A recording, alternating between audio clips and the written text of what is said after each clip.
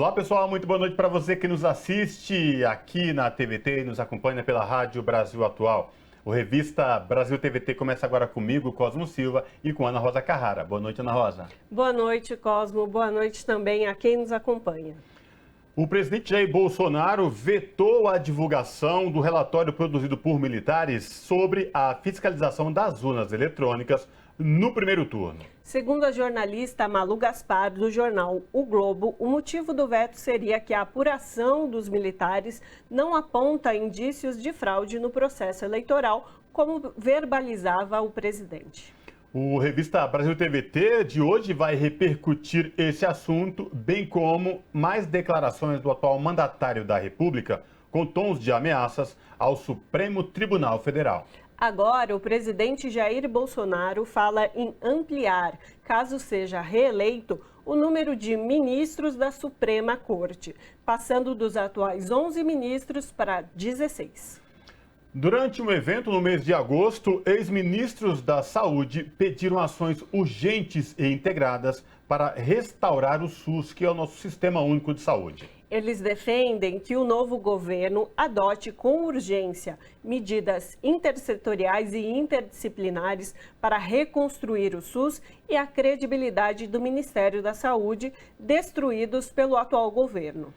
O programa de hoje vai analisar o atual momento do SUS no país e repercute o cenário da corrida eleitoral rumo ao Palácio dos Bandeirantes, aqui em São Paulo, maior estado da federação. No Revista de hoje também vamos repercutir a eleição de mulheres com forte atuação nos movimentos sociais, como Dandara Tonacin, eleita deputada federal em Minas Gerais e que atua no movimento de mulheres e pelos direitos da população LGBTQIA+.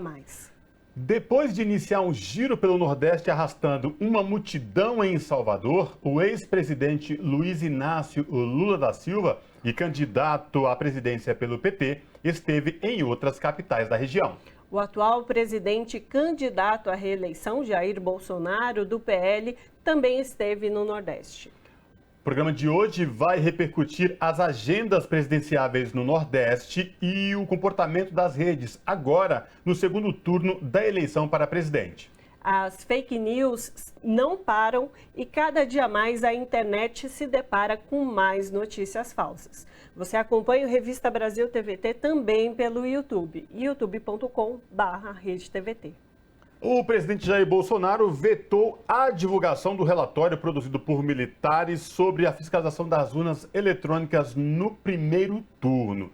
Segundo a jornalista Malu Gaspar, do jornal O Globo, o motivo do veto seria que a apuração dos militares não aponta indícios de fraude no processo eleitoral, como verbalizava o presidente Jair Bolsonaro.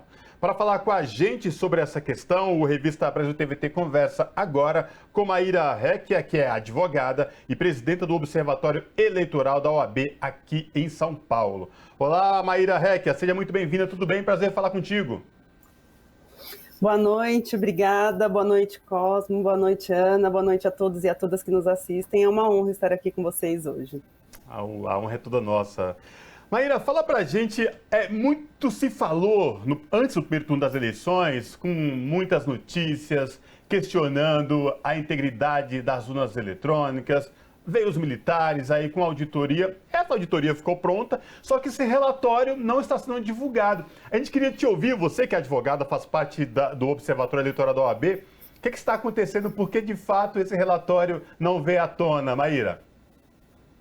Bom, muito provavelmente porque o relatório ele vai constar e vai confirmar o que a gente já vem dizendo aí há 25 anos, pelo menos, 26, desde quando as urnas eletrônicas começaram a ser utilizadas no Brasil. Ou seja, não existe absolutamente nada que deponha contra a integridade das urnas eletrônicas, a confiabilidade no nosso sistema eleitoral, a garantia do sigilo do voto, a segurança de que aqueles votos que são depositados são aqueles votos que de fato são computados. Então, as Forças Armadas acompanharam, vêm acompanhando na realidade. É bom que a gente registre, Cosmo, que isso não é atribuição originária das Forças Armadas. As Forças Armadas não devem, com todo respeito, se meter no processo eleitoral de uma era democrática, né? Mas o Tribunal Superior Eleitoral, em homenagem à transparência e ao respeito institucional, admitiu que as Forças Armadas participassem da observação eleitoral justamente porque não há nada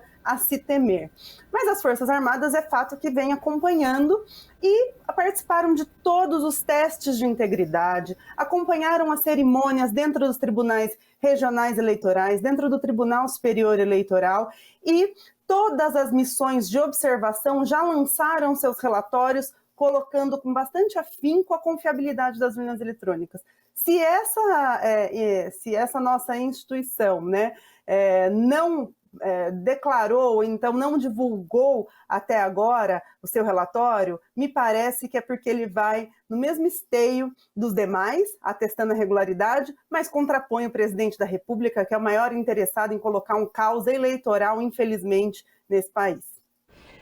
Na verdade, você falou das instituições, só trazendo para o debate aqui, o TCU já se posicionou pedindo que esse relatório, então, seja divulgado. Gostaria de ouvir a senhora, então, sobre essa ação das instituições, como elas têm agido, o próprio TSE, se eles estão exercendo o seu papel nesse sentido dessa cobrança. Ana, todas as instituições já declararam que as eleições elas são completamente regulares, o processo eleitoral também. O que tem agora é uma grande pressão, de um lado, da sociedade civil, das organizações e das instituições, que então as Forças Armadas, como acompanharam, elas então se manifestem com relação à regularidade do processo eleitoral. No estado de São Paulo, por exemplo, que a OAB São Paulo fez uma vigília cívica em favor da democracia no dia das eleições, tamanha era a preocupação com uma instabilidade, atos de violência política ou até disseminação de fake news no que diz respeito ao nosso processo eleitoral, as Forças Armadas acompanharam o teste de integridade de maneira bastante ostensiva, inclusive. Chegaram com aproximadamente 10 militares no colégio onde estava sendo, no Centro Cultural, onde estava sendo feito o teste de integridade. Não dá para a gente esperar o segundo turno das eleições e esse relatório vir a público, porque ele vai padecer de fragilidade se apontar o contrário do que todas as outras instituições têm apontado, que é no que diz respeito à regularidade. Então, se o presidente candidato à reeleição perder as eleições, então só nesse momento que vão apontar algum tipo de fragilidade, me parece que não é honesto, me parece que não é regular, me parece que é uma tentativa de golpe se isso acontecer. E por isso as instituições estão cobrando que esse relatório venha a público agora e aponte de fato se houver alguma coisa. Mas o fato é que não existe absolutamente nada que possa comprometer a lisura do nosso processo eleitoral. E é muito curioso que esse discurso ele se dê quando o candidato à reeleição, Jair Bolsonaro, está em segundo lugar nas pesquisas, perto de perder o governo federal, sendo que ele foi eleito e reeleito enquanto deputado, muitas vezes com essa mesma sistemática, né? Então, é um discurso que não encontra eco dentro da comunidade jurídica, dentro das instituições, e aí me parece que, de fato, há uma fragilidade se isso acontecer após o segundo turno das eleições. Então, as instituições têm cobrado e vamos ver qual é a resposta das Forças Armadas no que diz respeito a esse relatório. Agora, Maíra, outra questão que chama muita atenção é que o sistema eleitoral brasileiro com as urnas eletrônicas se tornou uma referência de eficiência para o mundo inteiro. Um país da nossa dimensão realiza eleições para presidente, governadores, senadores, deputados em todo o Brasil e todo mundo fica sabendo do resultado poucas horas depois, 3, 4 horas depois, já se sabe o resultado das eleições.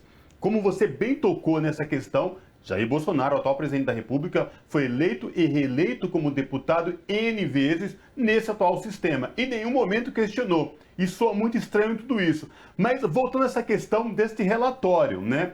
A imprensa já está em cima, a sociedade civil já está em cima, a OAB, universidades, Polícia Federal, porque de fato isso tem que vir à tona, hora essa, né? Até porque no primeiro turno as eleições ocorreram de formas tranquilas e mostrou isso, o que o resultado das urnas trouxeram, né? Então, por que não traz de uma vez por todas, né, Maíra?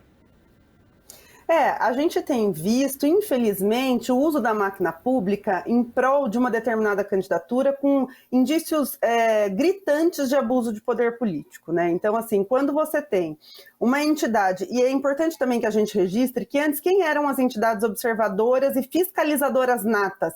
OAB, partidos políticos e Ministério Público. Esse rol, justamente em homenagem à transparência, foi aumentado para 11, onde aí se incluem as Forças Armadas. Mas, infelizmente, Cosmo, a gente está num momento de instabilidade institucional tamanha que você vê as Forças Armadas sendo pressionadas pelo presidente da República a não divulgar um relatório que confirma a idoneidade das urnas eletrônicas. A gente acabou de ver um órgão do governo que instaurou uma investigação contra os centros de pesquisa, porque também não compactua com o resultado daquelas pesquisas, que teve que ser agora suspenso e anulado pelo ministro Alexandre de Moraes. Então, me parece que esse governo, ele gosta de trabalhar na instabilidade, ele gosta de trabalhar no caos social para tentar se reeleger. Então, é importante que, assim, a gente faça pressão e que esse relatório venha, mas caso ele não sobrevenha e venha com uma outra conclusão, enfim, não sei como isso aconteceria, mas que a gente tem pelo menos outros 10 relatórios confirmando a confiabilidade do nosso sistema eleitoral. É importante que isso tenha a valoração necessária perante a opinião pública, perante a sociedade. Foram inúmeras instituições nacionais e internacionais que acompanharam a regularidade do primeiro turno das eleições. E um único relatório, ainda que manuseado, vai saber, sabe-se lá como, ele também, caso venha numa outra conclusão, não tem o condão de afastar todos os outros esses relatórios que acabaram concluindo pela completa regularidade e lisura do nosso processo eleitoral. E volto a repetir, as nossas urnas elas são auditáveis, nós temos testes de integridade, os testes aconteceram no primeiro turno da eleição, as Forças Armadas pediram a questão da biometria, foi atendido, todos os pedidos foram atendidos, então não há razão para se desconfiar do nosso processo eleitoral de depósito e cômputo dos votos. E só para finalizar, essa questão do orgulho que é esse sistema eleitoral que seria, né, do Brasil e que sempre foi motivo de admiração, é importante que a gente registre que há pouquíssimo tempo, antes das urnas eletrônicas, a fraude de fato era no voto de papel. Quando aquele voto ele não era computado, você tinha fiscais que inclusive encomiam cédulas, que assinalavam um outro número, e ali sim nós temos, aliás, na jurisprudência, inúmeras ações que versam sobre fraude. E não temos, na época das urnas eletrônicas, nenhuma ação que tenha conseguido concluir ou apontar algum indício de fraude. Então a população precisa ficar segura para ir votar agora no segundo turno das eleições. Exatamente, a história mostra isso, né, Maíra? Então, conversamos com Maíra Recchia, que é advogada e presidenta do Observatório Eleitoral da OAB de São Paulo. Maíra, muitíssimo obrigada pela sua participação conosco hoje aqui. Eu que agradeço, muito obrigada, boa noite a todos e a todas. Abraço. Até a próxima. Em tom de ameaças, o atual mandatário da República fez novas declarações contra o Supremo Tribunal Federal e seus ministros. Desta vez, o presidente Jair Bolsonaro falou em ampliar, caso seja reeleito, o número de ministros da Suprema Corte, passando dos atuais 11 para 16 ministros. Para analisar essa questão, nós conversamos agora com Oscar Vilhena, que é professor e diretor da Escola de Direito de São Paulo, da Fundação Getúlio Vargas e integrante da Comissão Arnes. Olá, professor Oscar Vilhena, seja bem-vindo, tudo bem com o senhor? Prazer estar aqui com vocês. Prazer é todo nosso, professor. Professor, antes da gente entrar nesta seara envolvendo o Supremo Tribunal Federal, com essa possibilidade de criação de novas vagas na Corte Suprema, como esta semana o senhor participou de um evento com o ex-presidente Lula aí, da sociedade civil, com a Associação Derrubando Muros, com o ex-presidente aqui em São Paulo, com várias entidades da sociedade civil. Eu queria que você trouxesse para a gente aí um balanço de como que foi esse evento e o que ele representa nesse atual momento no país, professor. Olha, o que me parece é que todos os setores que estão alinhados com a defesa da democracia, com a defesa dos direitos, com a defesa do meio ambiente, com a defesa de um processo econômico inclusivo, hoje estão convergindo para uma ação que, sem dúvida nenhuma, leve a vida dos brasileiros a uma posição muito melhor. Então eu vejo com muita felicidade esse momento, né, com muito ânimo esse momento, em que as forças democráticas brasileiras estão convergindo, né? E a democracia não é uma abstração, quer dizer, ela não é simplesmente um processo. A democracia é aquele regime que, de maneira muito mais potente do que qualquer outro, ele leva ao fortalecimento da qualidade de vida das pessoas. Quer dizer, não há regime autoritário que trate bem as pessoas. E as democracias, embora com as suas deficiências, são os regimes que, de fato, levam em consideração aquilo que mais importa para cada um de nós, que é o bem-estar, que é a educação, que é a liberdade, que é a possibilidade da gente realizar os nossos objetivos. Então eu vejo com muita felicidade a possibilidade de que setores democráticos brasileiros, que apesar das suas divergências sobre que tipo de política vão levar a cabo, esses setores estejam firmes na disposição de defender a democracia. Professor, então gostaria de trazer para essa nossa conversa essa questão que Bolsonaro disse recentemente como candidato. Importante colocar também que foi uma proposta como candidato de aí alterar o número de ministros no STF de 11, os atuais 11, para 16.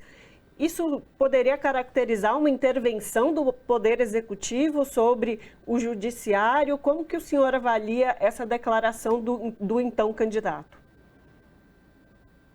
Olha, a declaração é uma tentativa clara de intimidação do Supremo Tribunal Federal. Tá?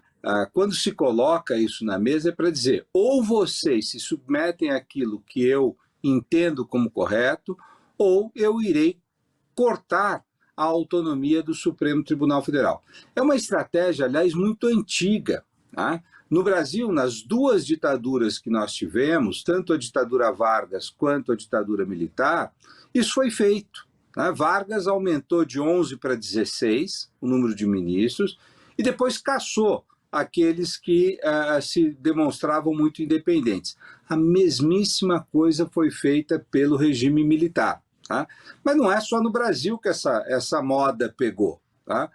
Outros países que se tornaram regimes autoritários, a Hungria, a Polônia, a Turquia, a Venezuela, todos eles praticaram essa estratégia, ou seja, é a estratégia de submeter o poder judiciário aos mandos daquele que se propõe como o ditador de plantão. Professor, o que chama atenção num momento tão delicado, e aí o senhor trouxe no início da nossa conversa esse encontro de quem respeita a democracia, o Estado democrático, as instituições, no momento em que o país deveria estar discutindo propostas eficientes e propostas como saúde, educação, trabalho, combate à fome, insegurança alimentar, que venha essa narrativa para tirar o foco da discussão, que não deixa de ser importante, mas assim, é como o senhor falou, só na ditadura se viu isso, não respeito à democracia, com esse intuito, como o senhor bem falou, e escrever em um artigo sobre afronta ao Estado Democrático de Direito com essa proposta descabida de se criar mais vagas no STF. É isso mesmo, professor? Sem dúvida, você tem toda a razão que ao longo desses últimos 4 anos, e de forma mais intensa agora durante a eleição, são cortinas de fumaça que se criam. O que você está buscando, às vezes com essas propostas absurdas, com notícias absurdas, é tentar impedir que o eleitor possa realmente discutir aquilo que é fundamental. Tá? O que é fundamental no Brasil de hoje? É a questão do emprego, né? É a questão da saúde, é a questão da educação, né? É a questão do meio ambiente, que muita gente acha uma coisa meio longínqua, meio... Não, mas o meio ambiente é fundamental. Se a Amazônia não estiver preservada, não há chuva no Centro-Oeste. Se não houver chuva no Centro-Oeste, a colheita não se dá. Aí a inflação ameaça o quê? O preço dos alimentos. O Brasil perde internacionalmente, mas perde sobretudo internamente, do ponto de vista da alimentação da sua população. Então esses temas que são centrais, eles ficam de fora. e nós ficamos discutindo, às vezes, factoides que não têm nenhuma relevância, mas que, de alguma maneira, são feitos com o objetivo, de um lado, de intimidar a sociedade brasileira, porque toda a discussão sobre o processo eleitoral, sobre cercar as urnas, é para que o eleitor tenha medo de votar, tá? Sobre aumentar o número de ministros do Supremo ou criar o impeachment de ministro do Supremo, para que os ministros não tenham coragem de decidir, como o ministro Alexandre Moraes decidiu essa semana sobre essa investigação maluca sobre os institutos de pesquisa. Então, na realidade, são cortinas de fumaça atrás de cortinas de fumaça para impedir que o eleitor acesse aquilo que é a verdade, aquilo que são os problemas centrais da vida brasileira, da vida cotidiana brasileira. Numa outra oportunidade que nós conversamos com o senhor, nós falávamos sobre a defesa da democracia. Isso que o senhor traz agora também, sobre essa necessidade, uma eleição em 2022, temos que retomar essa discussão em defesa da democracia. O senhor, inclusive, falava desse desenvolvimento desse cinturão democrático. Para esse segundo turno, esse cinturão se fortaleceu? E se fortaleceu, se isso aconteceu, isso tem impactado na população de uma maneira positiva, das pessoas entenderem que esse agrupamento em defesa da democracia é pela garantia da qualidade de vida, da qualidade da existência da população, da melhora da vida da população mesmo? Olha, não tenho dúvida de que isso está acontecendo, né? Antes, pessoas que não se conversavam, porque eram de partidos políticos distintos, porque foram de uma administração ou de outra administração, hoje elas se encontram, eu diria até com uma certa felicidade, né? Parecia que era alguém que você estava brigando, mas a briga não era sua, né? Era uma briga lá dos seus avós, dos seus tios, que não tinha nada a ver com você. Então, eu tenho presenciado encontros muito interessantes, né? Entre pessoas que têm ideologias distintas, um é mais liberal, o outro é mais de esquerda, um é mais conservador, o outro é mais progressista. Isso, aliás, é magnífico, que nós sejamos diferentes, a sociedade é feita de pessoas que têm visões diferentes, você pode discordar. Agora, tem que haver um consenso em torno das regras do jogo, as regras democráticas, o modo como nós disputamos essas ideias sem necessariamente nos tornarmos inimigos, né? Nós discordamos e aí vamos para a disputa. E, eventualmente, aquele que ganha, né? Eventualmente não, aquele que ganha não pode extirpar, não pode alijar aqueles que perdem, e aqueles que perdem não podem sabotar aqueles que ganham. Quer dizer, a Constituição protege isso. Então, eu tenho visto cada vez mais as pessoas superando as suas inimizades e abraçando os outros. Isso me parece uma coisa muito positiva num Brasil tão dividido assim, né? E a democracia é a única possibilidade que nós temos de deixar aos nossos filhos a possibilidade que eles continuem podendo tomar as suas próprias decisões, né? Quando você tem um regime autoritário, você interrompe, você castra uma geração inteira, os sonhos dessa geração, as possibilidades que elas têm de construir um mundo melhor, elas ficam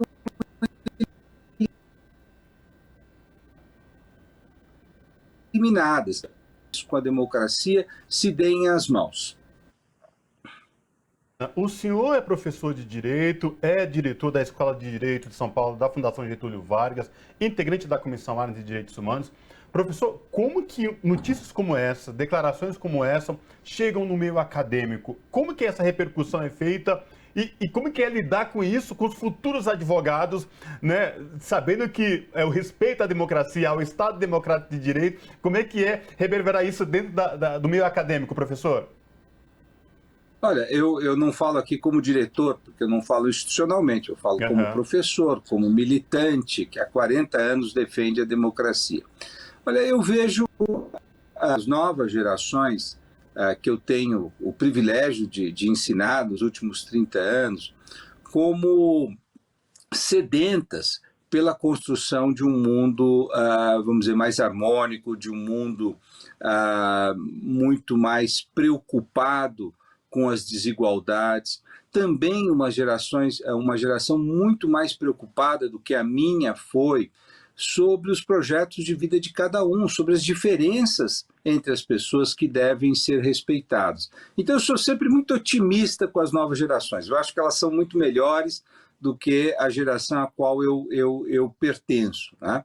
E dentro da universidade, o que eu tenho visto também de maneira cada vez mais contundente é que tanto as pesquisas quanto o ensino, eles devem estar orientados para a construção de uma sociedade mais justa, mais solidária. Então, cada vez mais, né, nós falamos em pesquisa aplicada, ou seja, não é aquela pesquisa que se limita a atender o interesse do pesquisador, mas, sobretudo, uma pesquisa que possa redundar em algum benefício para a sociedade, num bem público para a sociedade.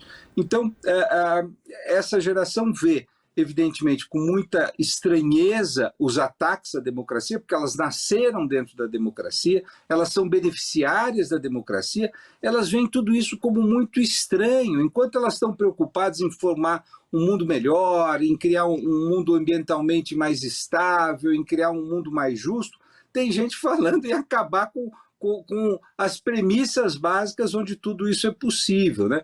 Então, eu acho que há um estranhamento, mas é uma geração bastante destemida, quer dizer, eles vão levar adiante e aperfeiçoar isto que as gerações anteriores construíram com muito suor, com muito sangue, com muita batalha, né? Quem teve lá nas diretas, já como eu, há mais de 30 anos, né, vê com uma certa perplexidade, e agora nós discutimos urnas, com pessoas que querem desacreditar as urnas. Acho que essa geração ela fica incrédula disso tudo, mas certamente iremos superar essa fase, é uma fase obscura, né, que nós iremos superar. Com certeza, ter inclusive esperança nas novas gerações, né, professor? Então, conversamos com o Oscar Vilhena, que é professor da Escola de Direito de São Paulo, da Fundação Getúlio Vargas e membro da Comissão Arnes de Direitos Humanos. Professor, muitíssimo obrigada pela sua participação, sempre um prazer falar contigo. Eu é que agradeço, um prazer falar com vocês. Abraço, professor, até a próxima. Até logo. A atual vereadora na cidade de Uberlândia, Dandara Tonatzin, foi eleita deputada federal por Minas Gerais. Ela tem forte atuação nos movimentos sociais, com destaque no movimento de mulheres e direitos da população LGBTQIA+. A Revista Brasil TVT tem a honra agora de conversar com a Dandara Tonatzin, deputada federal eleita por Minas Gerais. Olá, Dandara, tudo bem? Seja bem-vinda, é um prazer tê-la aqui com a gente. Primeiro, parabéns pela sua eleição como deputada federal por Minas. Olá, muito obrigada pelo espaço, TVT, que eu acompanho sempre. Estou feliz demais de estar aqui também. Quero aproveitar para agradecer os 86.034 votos que nós tivemos aqui em Minas Gerais. Foram votos de muita coragem, de muita ousadia. Estou muito feliz. Dandara, você fala agradecemos votos, fala votos de ousadia, de muita coragem. Antes de ser eleita deputada federal, mulher negra, que atua no movimento de mulheres, dos direitos da população LGBTQIA+, foi eleita vereadora em Uberlândia. Fala pra gente de todo esse processo, sair vereadora, ser eleita vereadora e agora, mulher jovem, preta, defensora dos direitos das mulheres e da população LGBTQIA+, agora deputada eleita, deputada federal. Foi sem dúvida nenhuma um grande desafio, porque vocês sabem que a política não é feita nem é pensada para nós. Quando o nosso corpo ocupa de forma que incomoda. Mas eu acredito muito no que a professora Nilma Lino Gomes diz, que um corpo negro, um corpo de uma mulher negra, precisa ser um corpo transformador e mobilizador de outras práticas, de outras atuações. Então, nós decidimos, o ano passado, que as lutas que a gente estava travando aqui em Uberlândia, na Câmara de Vereadoras, eram tão comuns a outras cidades que a gente poderia alçar esse voo maior. E começamos a organizar nossa campanha em inúmeras regiões. Não é à toa que nós tivemos 34 mil votos aqui em Uberlândia, 15 mil votos na região do Triângulo, mais 9 mil votos no sul de Minas, 15 mil votos na região metropolitana, fruto desse trabalho que nós fizemos com muitas lideranças e movimentos. E foram votos de ousadia e de coragem, porque a gente não dispunha de máquina eleitoral, de apadrinhamentos, de um sobrenome, de uma família tradicional, como outros candidatos e candidatas dispunham. E muita gente que nos apoiou sabe o que passou por estar na base, na periferia, no bairro, construindo a campanha de uma mulher preta, jovem, petista, negra do PT.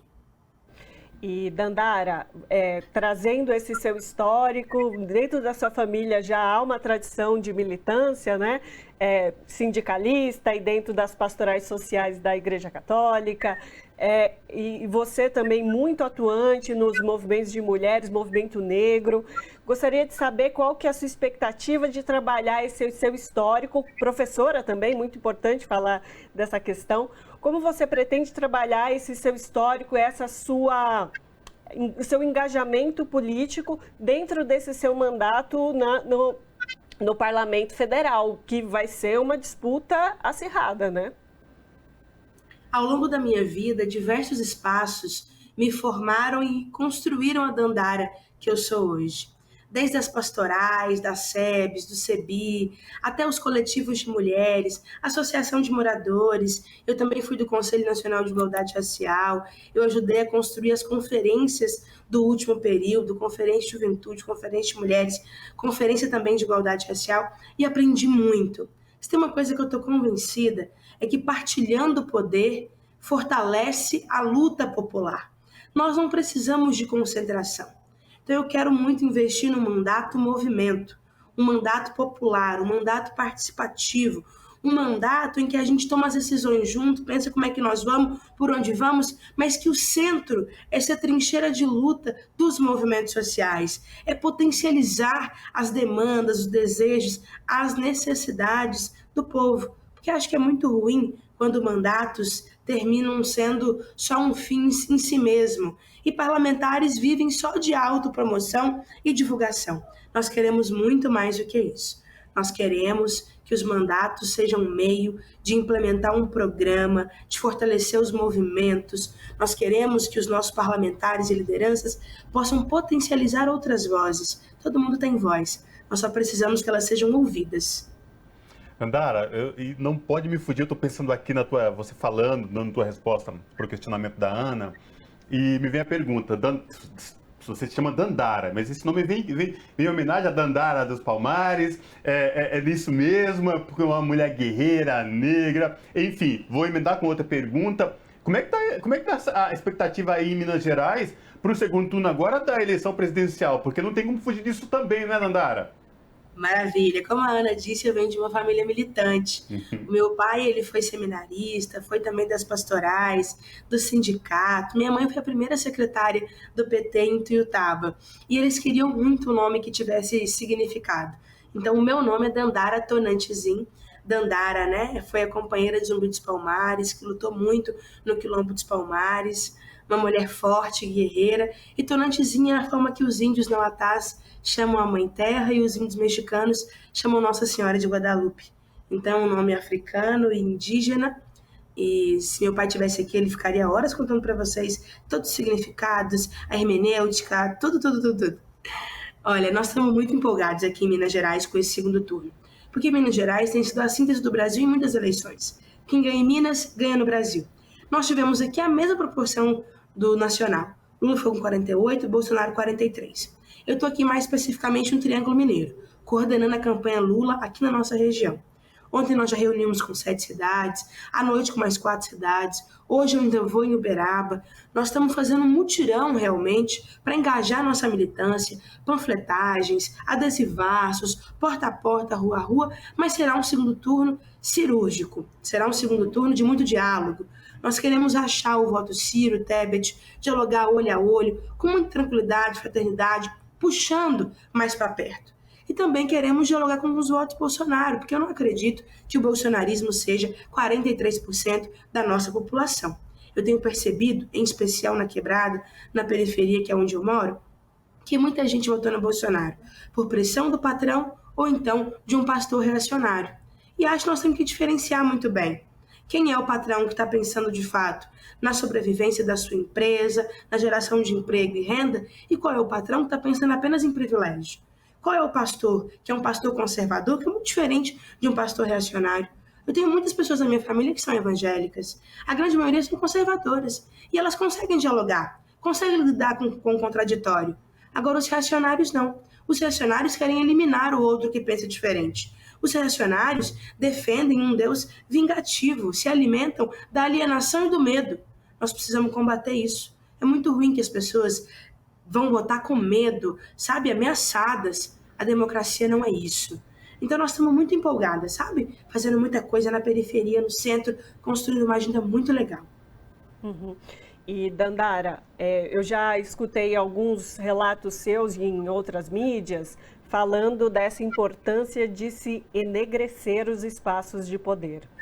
Queria te ouvir, então, sobre esse processo, sobre esse enegrecer do Congresso, como também vai acontecer a articulação ali dentro, já que vai ser um lugar de bastante disputa, né? A gente tem bancadas bastante reacionárias, mas também temos uma bancada progressista eleita bastante forte também. Queria te ouvir sobre isso. Eu tive o privilégio de participar de uma iniciativa muito legal nessa eleição, que foi o Quilombo nos Parlamentos. Justamente para pensar isso, como é que a gente ocupa política com qualidade, mas também garante viabilidade eleitoral para os nossos companheiros e companheiras que têm chance, sim, de eleger. Acho que a gente precisa refletir um pouco mais o que é a democracia. Porque se na democracia os nossos representantes têm que ter cheiro, cor, origem, idade, identidade do povo brasileiro, não dá para a gente só ter uma parcela da população representada. E a maioria que somos nós, negros e negras, não estarmos lá na mesma proporção que estamos na sociedade. Então, para nós, defender o enegrecimento dos espaços de poder é defender o fortalecimento da democracia, do Estado Democrático de Direito, das transformações mais profundas e necessárias da sociedade. Sem essa loucura de identitarismo, pautinha segregadora. Não. Se nós somos maioria, inclusive dos precarizados, qual é a maioria das mulheres que criam seus filhos sozinhas? São mulheres negras, mães solo, de periferia. Quem está na base da pirâmide econômica, social e política desse país? São as mulheres negras. Quem são os mais mortos pela violência policial, pela violência da sociedade? São os homens negros. Então nós temos que fazer política para a maioria. Nós, quando legislamos para transformar a sociedade. E eu espero que nós, negros e negras eleitos, nessa próxima legislatura, possamos ter uma atuação coletiva, conjunta, traçando estratégias, de fato, nos aquilombando. Dandara, falando contigo agora, me remeteu a uma conversa que nós tivemos no Revista Brasil Anterior da semana passada com a deputada estadual Tainara, aqui de São Paulo, mulher negra do interior de São Paulo, vereadora também na cidade de Araraquara, e ela trouxe esse relato. E aí, quando você fala isso, para mim soa claro que isso é reparação histórica. Num país de maioria de população negra, é inimaginável existir democracia de fato sem pluralidade, sem que de fato esta população não esteja representada na sua plenitude. E quando você traz essa questão, fica muito evidente, né? Dessa luta, dessa representatividade e mais, fazer parte, sentir parte integrante, né, de tudo que acontece, do poder de decisão. É isso mesmo? É isso mesmo, mandar um beijo para minha amiga Tainara, dizer que pedi muito voto para ela aqui em Uberlândia, que tem um monte de estudante da UFO, que na verdade a gente enviou de São Paulo. Então, quando eu estava na panfletagem, encontrava gente de São Paulo, eu pedia voto para ela. Olha, está correto, assim, acho que a gente precisa pensar realmente o futuro da construção das políticas do nosso país. Acho que nós vamos ter um grande desafio nesse momento, que é construir um campo de direitos conectados com o século XXI. Acho que já deu para perceber onde nós erramos, quais foram as principais falhas dos últimos governos do campo democrático e popular. Eu sou beneficiada dos programas do Bolsa Família, do Minha Casa Minha Vida. Eu fui cotista na graduação e na pós-graduação. Eu entendo a importância de todas as políticas, mas eu acho que nós vamos precisar de mais. Nós vamos precisar fazer reformas estruturais e estruturantes do Estado brasileiro. Porque em que pese a gente ter colocado a lei de cotas e mudado a cara da universidade pública brasileira, não resolveu o problema do racismo estrutural. Então, como é que nós vamos combater isso? Como é que nós vamos combater o principal problema do nosso país, que é a desigualdade? Desigualdade essa que é fruto de um passado escravocrata. Desigualdade essa que é retroalimentada pela manutenção de privilégios nos espaços de poder. Eu não tenho dúvida, para mim é taxando os super ricos que são inclusive herdeiros da Casa Grande, que estão há 500 anos vivendo de grandes fortunas, que nós sabemos muito bem de onde veio, porque o nosso povo nunca recebeu reparação histórica. Nós nunca recebemos acertos, férias, 13º, um pedaço de terra para plantar, para colher, pelo contrário. Depois do dia 13 de maio, ou nós somos expulsos das terras dos senhores, ou continuamos na condição de escravizados. No pós-abolição, na República, o Estado brasileiro organizou ainda um conjunto de leis para continuar mantendo hierarquias de privilégio. Não é à toa que nós, hoje, somos o maior contingente de analfabetos, os negros e negras. Porque até o ano de 1908, apenas 2 tipos de pessoas não podiam frequentar a escola. Pessoas com lepras ou pessoas negras e negras, mesmo que libertas. Então, a raiz do nosso problema, nesse país, tem nome. É o período da escravidão, o racismo estrutural e estruturante. Fortalecer a democracia é combater o racismo. Então, aproveitar, parabenizá-la mais uma vez, Dandara, pela eleição, a deputada federal. E conversamos com Dandara Tonatzin, que foi eleita deputada federal por Minas Gerais e atual vereadora da cidade de Uberlândia. Dandara, que prazer falar contigo aqui no Revista de hoje. Muito obrigada, gente. Um forte abraço. Quem quiser continuar acompanhando o nosso trabalho, minhas redes sociais são todas Dandara. TO Dandara. Um beijo. Abraço. Abraço. E a gente vai para um breve intervalo e a gente volta daqui a pouquinho.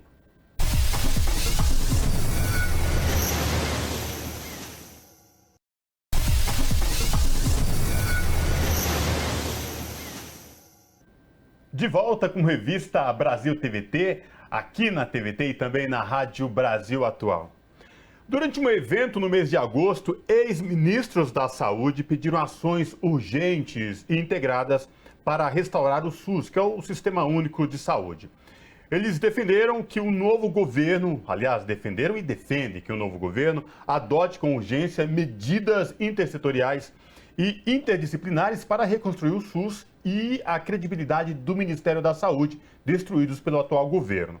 Para falar sobre a importância do SUS e o que ele representa para os brasileiros, nós conversamos agora com Alexandre Padilha, que é médico sanitarista, ex-ministro da Saúde e deputado federal reeleito por São Paulo. Boa noite, deputado Alexandre Padilha. Prazer falar com o senhor. Seja bem-vindo. Tudo bem? Tudo bem, tudo bem. Estamos na luta, né? Não está tudo bem, mas nós estamos na luta para construir um momento melhor para o Brasil, fortalecer a esperança e reconstruir o SUS tão atacado por Bolsonaro. Verdade. Antes da gente começar o nosso papo, deputado, parabenizá-lo pela reeleição como deputado federal do Partido dos Trabalhadores aqui pelo estado de São Paulo. Muito sucesso aí no parlamento a partir do ano que vem, que vai precisar e muito. Mas trazendo para cá para a nossa conversa sobre o Sistema Único de Saúde. Deputado, mesmo com a pandemia, os ataques sofridos pelo Sistema Único de Saúde há mais de 4 anos aí nessa atual gestão, mas também lá atrás, no governo de Michel Temer, quando aprovou aquela medida de congelamento de gastos de saúde e educação, a gente vem sentindo a necessidade de o quão importante o SUS é para o Brasil e essa pandemia deixou claro isso. Deputado, quais desafios de um novo governo aí para reestruturar e fortalecer o nosso Sistema Único de Saúde? Primeiro é retomar a credibilidade do Ministério da Saúde, que foi gravemente atacada.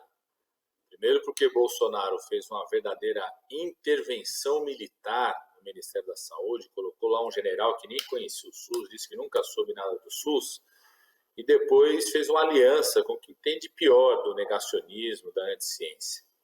Segundo, a reconstrução sempre começa pela base, né? Quando destroem uma casa, um prédio, você tem que ir ali pela base. Tem 2 coisas básicas no SUS que foram desmontadas por Bolsonaro. Primeiro, o programa de vacinação. Nós precisamos voltar a ter orgulho do nosso Programa Nacional de Vacinação, voltar a ter campanhas de vacinação, assumir o compromisso, metas de cobertura. Só para vocês terem ideia, 2019, antes de começar a pandemia, o primeiro ano do governo Bolsonaro foi o primeiro ano neste século que o Brasil não atingiu as metas vacinais de crianças. Então nós vamos ter que retomar o programa de vacinação e retomar o fortalecimento daquilo que a gente chama das equipes de saúde da família.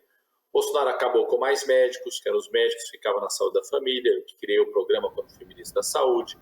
Bolsonaro tirou o núcleo de apoio à saúde da família, que são os nutricionistas, psicólogos, fisioterapeutas que ficavam ali junto com a equipe de saúde da família. Bolsonaro não responde a um problema sério que nós estamos tendo, que é o piso nacional da enfermagem. Então, você retomar ali pela área básica. E tem um problema grave que precisa ser atacado, né, que é o problema das filas no SUS, porque aumentaram muito por conta de tudo aquilo que ficou represado na pandemia.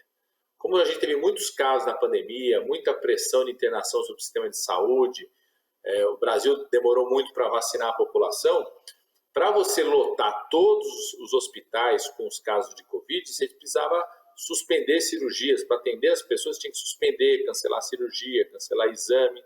Então, tudo isso ficou represado. Então, a gente precisa de uma ação muito forte num próximo governo de redução dessas filas de cirurgias, de exames, de tratamento do câncer, que ficaram represadas por conta dessa ação de Bolsonaro. O deputado, o senhor mencionou a questão do piso dos profissionais de enfermagem.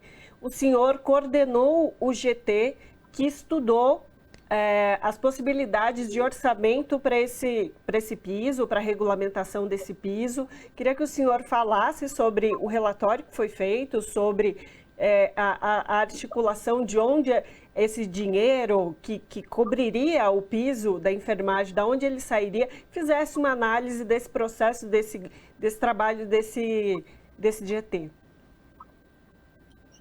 Toda vez que alguma coisa para beneficiar o trabalhador, a trabalhadora, ficam querendo.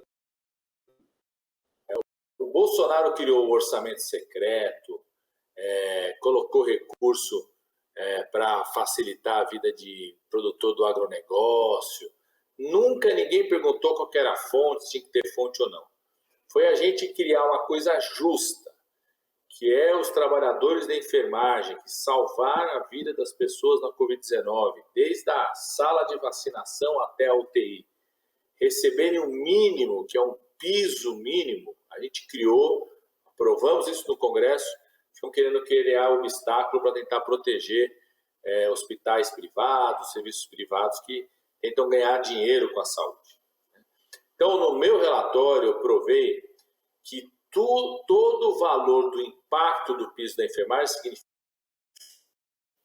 menos de 3% de tudo que é investido no SUS e menos de 2,5% de tudo que é investido pelos planos de saúde.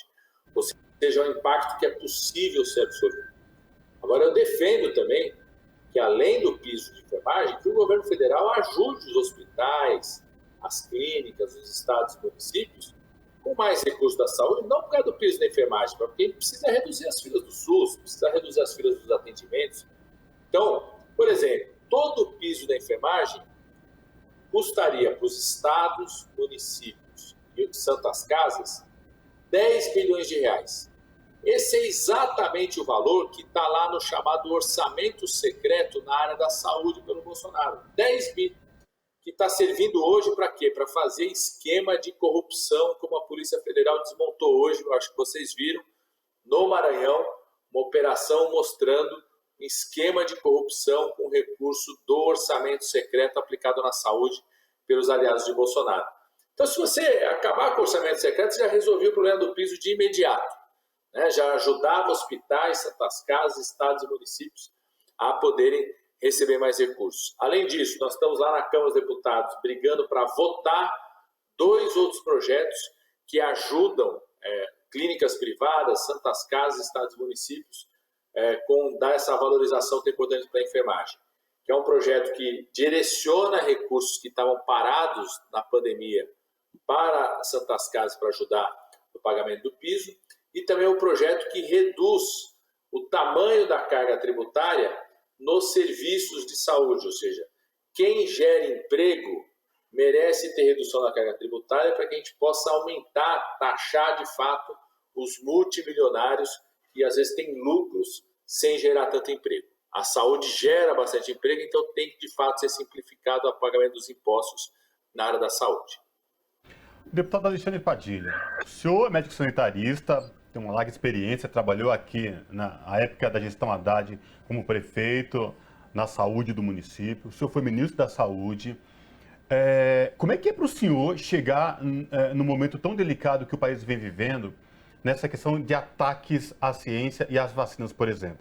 Nós fomos exemplos para o mundo, exemplo de vacinação contra pólio, contra sarampo, meningite, e pólio voltando agora à nossa ordem do dia, falando uma ameaça constante e real. Outras mazelas chegando aí que estavam erradicadas. Como é que para o senhor passar a viver e conviver com tudo isso num momento tão delicado como esse?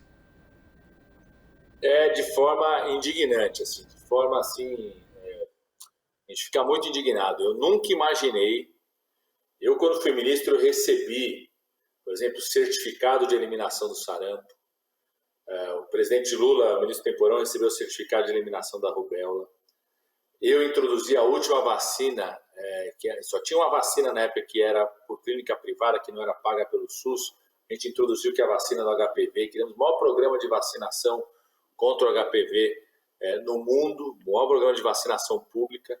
Eu nunca imaginei que a gente ia viver no Brasil a situação que nós estamos vivendo. Só para vocês terem ideia, paralisia infantil, a cobertura vacinal até setembro era de cerca de 52% apenas, gente. 52%. Quase só metade das crianças que deveriam estar cobertas para paralisia infantil, que é a vacina mais básica nossa. A gente faz campanha desde os anos 70. E, infelizmente, o Bolsonaro e a sua irresponsabilidade desmontou esse programa de vacinação. Então, é uma coisa que preocupa muito. Nós estamos preocupados, inclusive com a emergência de casos de paralisia infantil no Brasil de novo. Estamos muito preocupados com a situação do sarampo, com isso que isso significa, com que isso aumenta a mortalidade das crianças, o que afeta as famílias. Por isso, esse terror tem que acabar. E a população brasileira tem uma oportunidade de acabar com esse terror no dia das eleições. Deputado, queria agora falar sobre o futuro, a partir de 2023. A LDO, que é a Lei de Diretrizes Orçamentárias, que rege o orçamento dos poderes para a próxima legislação, já está em andamento, já está em discussão, e alguns vetos presidenciais cortaram drasticamente o setor da saúde, que é o que a gente está discutindo, mas também da educação, do serviço social.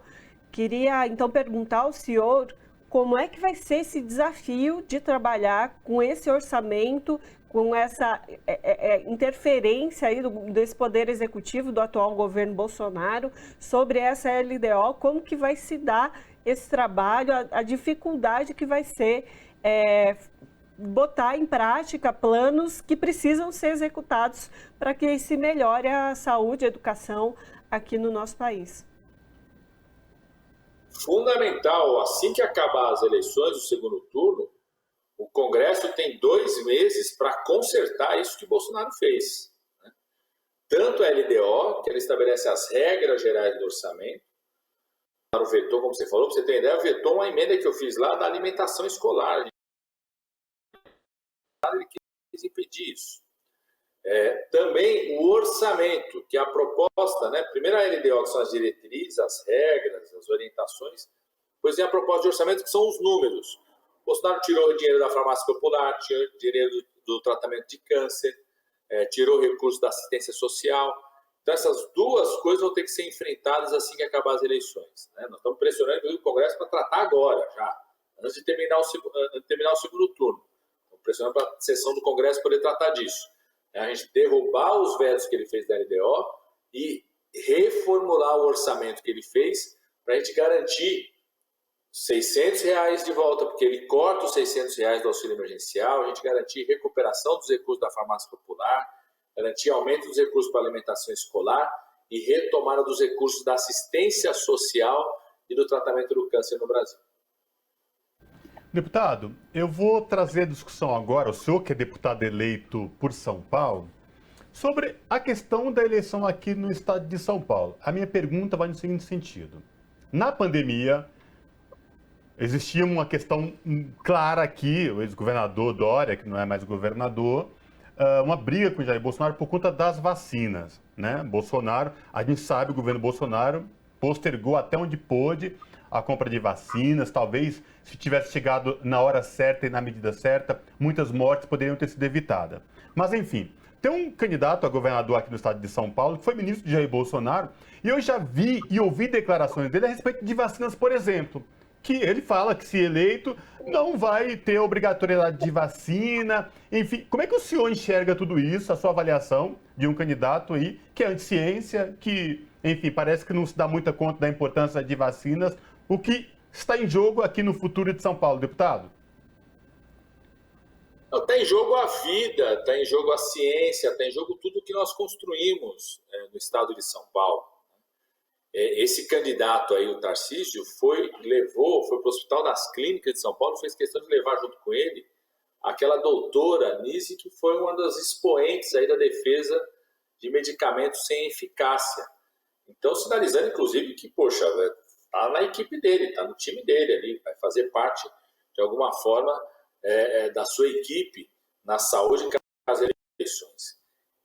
Esse candidato que falou, quando questionado sobre as vacinas, ele disse que cada um tem que tomar o que quiser, isso, ou seja, é uma falta total de proteção ao científico.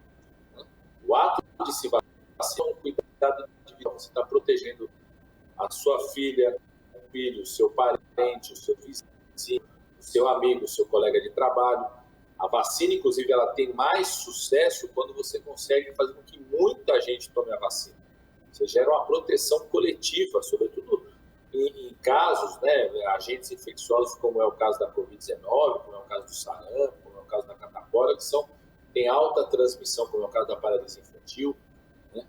Esse candidato, por exemplo, não disse até agora, né, não negou em relação a trazer o orçamento secreto para São Paulo, né, porque ele fala tanto do Bolsonaro, segue tanto o Bolsonaro, diz que o Bolsonaro é o capitão dele.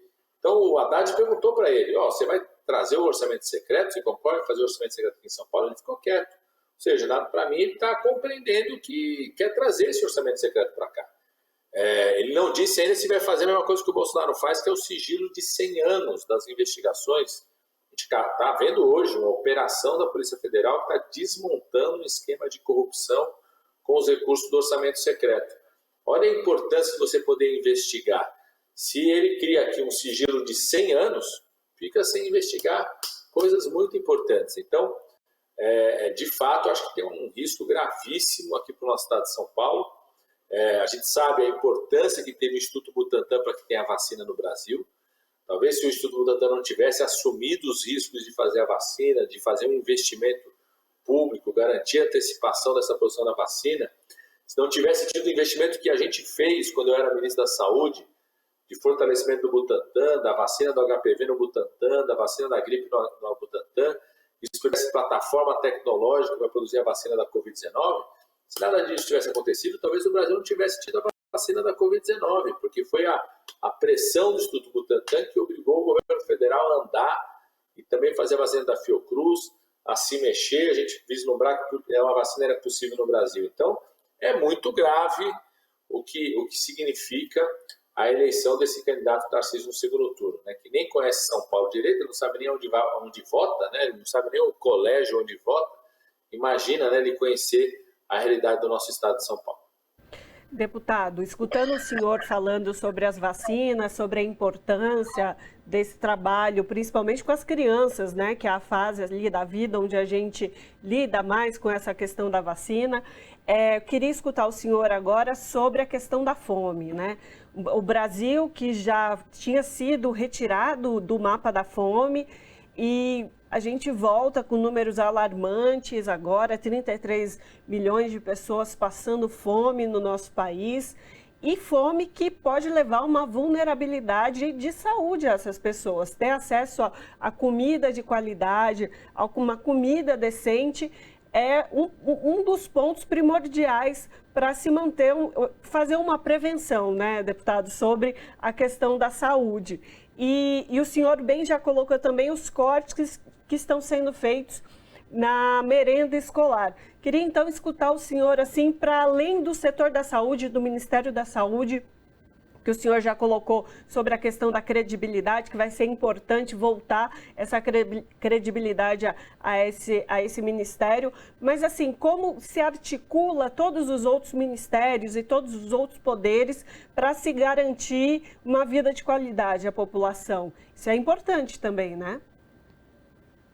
É como diz o presidente Lula, o pobre tem que voltar para o orçamento. Todas as políticas públicas que significam defesa da saúde, da segurança alimentar, da educação para todos e todas, né? Seja da educação básica até o ensino superior, da proteção ambiental, da proteção das mulheres, da proteção de negros e negras, como estava falando a Dandara aqui, da proteção das crianças, dos idosos, tudo isso precisa voltar para o orçamento, precisa voltar a ser prioridade absoluta. E uma ação emergencial é a coisa do combate à fome, porque a gente está vivendo duas faces de uma mesma moeda da gravidade da fome. Uma face é a face da fome, da ausência da comida, que afeta hoje mais de 30 milhões de brasileiros, que leva a problemas gravíssimos, inclusive na saúde. A outra face dessa moeda é a piora do padrão alimentar do povo brasileiro. Porque sabe o que está acontecendo? Com o preço do gás, com a renda caindo, com a falta de dinheiro, com a cesta básica lá no alto, com a inflação dos alimentos, as pessoas também pioraram o seu padrão alimentar, porque ela tem que, às vezes, comer alguma coisa que foi doado para elas. Então, às vezes, ela come uma coisa que está na cesta básica, ela come o que tiver na cesta básica. Então, como o preço do gás está muito caro, ela come coisas que ela não precisa de cozinhar. Então, aumentou a quantidade das pessoas comerem macarrão instantâneo, aumentou a quantidade das pessoas comerem bolacha, biscoito. Ela come o que tiver, que suco ao invés do suco de fruta, reduziu a ingesta de alimentos in natura, que a gente fala, que a verdura está muito cara, a cenoura está muito cara, o tomate está muito caro, então a pessoa come menos isso. Então nós estamos vivendo no Brasil uma moeda que tem dois lados. De um lado, a ausência de comida, e do outro, a piora do padrão alimentar, que vai levar a mais doenças cardíacas, mais diabetes, mais cânceres, alguns tipos de câncer têm a ver com obesidade em crianças, mais problemas ósseos, articulares por causa do aumento do peso, pressionando mais o sistema de saúde, ou seja, é uma moeda de dois lados que revela a crueldade do governo Bolsonaro e precisa ser enfrentado com prioridade absoluta no primeiro dia de um próximo governo, que é a recuperação da segurança alimentar saudável do nosso povo. Deputado, nosso tempo já está chegando ao fim, mas eu quero lhe fazer uma pergunta que diz respeito a essa reestruturação e a melhora do Sistema Único de Saúde e a credibilidade do próprio Ministério da Saúde. Como fazer isso? É possível só isso nos 3 entes federativos, União, Estados e Prefeituras? Como trazer esse grande pool em prol da saúde dos brasileiros, com que todos os entes da federação se envolvam de fato para que isso aconteça? É possível, na sua avaliação? É possível e necessário. E começa com o Ministério da Saúde voltando a conversar com os estados e municípios. Porque hoje nós temos um presidente da República e um Ministério da Saúde que entra em conflito com os estados e municípios, briga com os estados e municípios, disputa com os estados e municípios. A gente precisa voltar a ter diálogo do governo federal, do Ministério da Saúde com os estados e municípios. Isso precisa ser retomado. É possível e mais do que possível, é necessário, porque a saúde só chega em cada canto, em cada bairro, se tiver uma boa cooperação entre o governo federal, estadual e municipal, porque quem contrata os profissionais, quem gerencia as unidades de saúde, são os municípios. Então, aproveitando para parabenizá-lo mais uma vez, deputado, pela reeleição. Conversamos com Alexandre Padilha, que é médico sanitarista, ex-ministro da Saúde e deputado federal reeleito pelo Estado de São Paulo, Partido dos Trabalhadores. Deputado, muito obrigada pela sua participação conosco aqui hoje. Muito obrigado, eu que agradeço, aproveitar para agradecer a votação que a população do Estado de São Paulo nos deu para ser reeleito e podem continuar cobrando, fiscalizando, contando comigo aí com mais 4 anos como parlamentar em defesa da saúde, da assistência social, da vida do nosso povo. Abraço, deputado. Até a próxima. Depois de um giro pelo Nordeste arrastando uma multidão em Salvador, o ex-presidente Luiz Inácio Lula da Silva e candidato à presidência pelo PT esteve em outras capitais da região. O atual presidente e candidato à reeleição Jair Bolsonaro do PL também esteve no Nordeste. Para repercutir este giro presidencial pelo Nordeste, nós conversamos agora com o Wellington Dias, ex-governador do Piauí e recém-eleito senador da República. Boa noite, governador Wellington Dias. Tudo bem com o senhor? Seja bem-vindo. Olha, é um prazer. Primeiro, saudar aqui a você, Cosmo, aqui também, a Ana Rosa, saudar aqui meu querido Vanuc, sempre aí muito presente, saudar toda a equipe da TVT e aqui, com muito carinho, saudar todos que nos acompanham no Brasil inteiro. Eu estou muito grato, muito feliz, assim, eu sou parte lá, colaborando na coordenação da campanha do presidente Lula, e nós só temos gratidão a você de todo o Brasil que esteve aí junto na defesa, nesse campo político, na defesa desse projeto de Brasil. Eu sempre digo, é mais do que uma eleição, é a eleição das nossas vidas. Nós estamos decidindo sobre regime, qual é o regime do que nós queremos no Brasil. É um regime autoritário ou é um regime com democracia? Nós estamos querendo um país que tenha um plano, um projeto que tenha o ser humano como o centro das atenções, seja no social, seja na economia, seja na saúde, na segurança, na educação, na cultura, no esporte, na ciência, no meio ambiente. Ou seja, é uma decisão de verdade, não é um jogo de palavras muito, muito séria.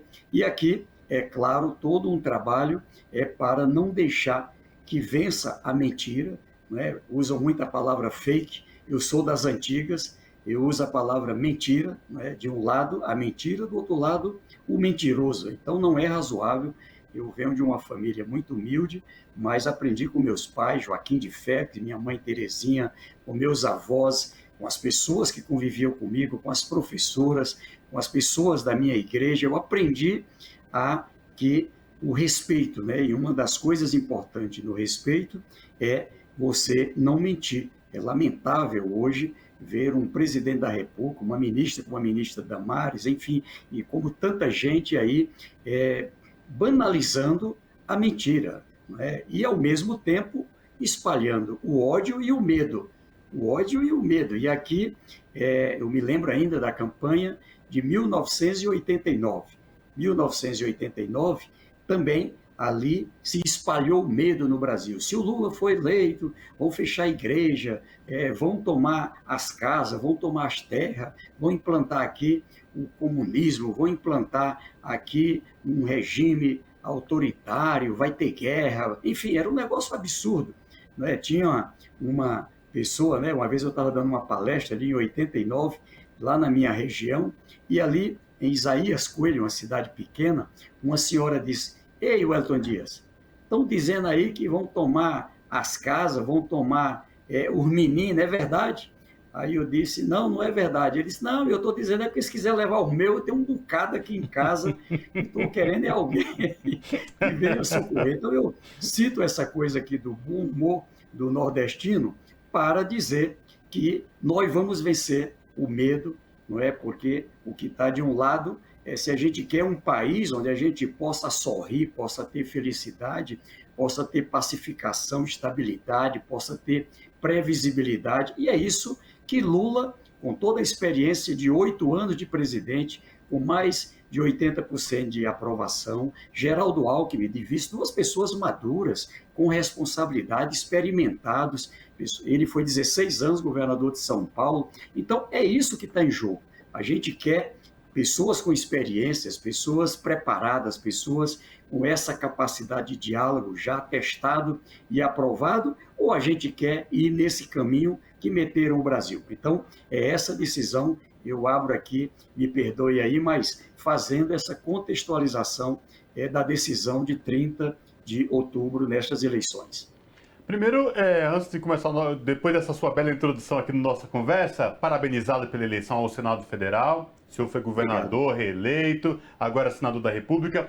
Mas fala pra gente como é que está esse tour aí do ex-presidente Lula pela região Nordeste, governador?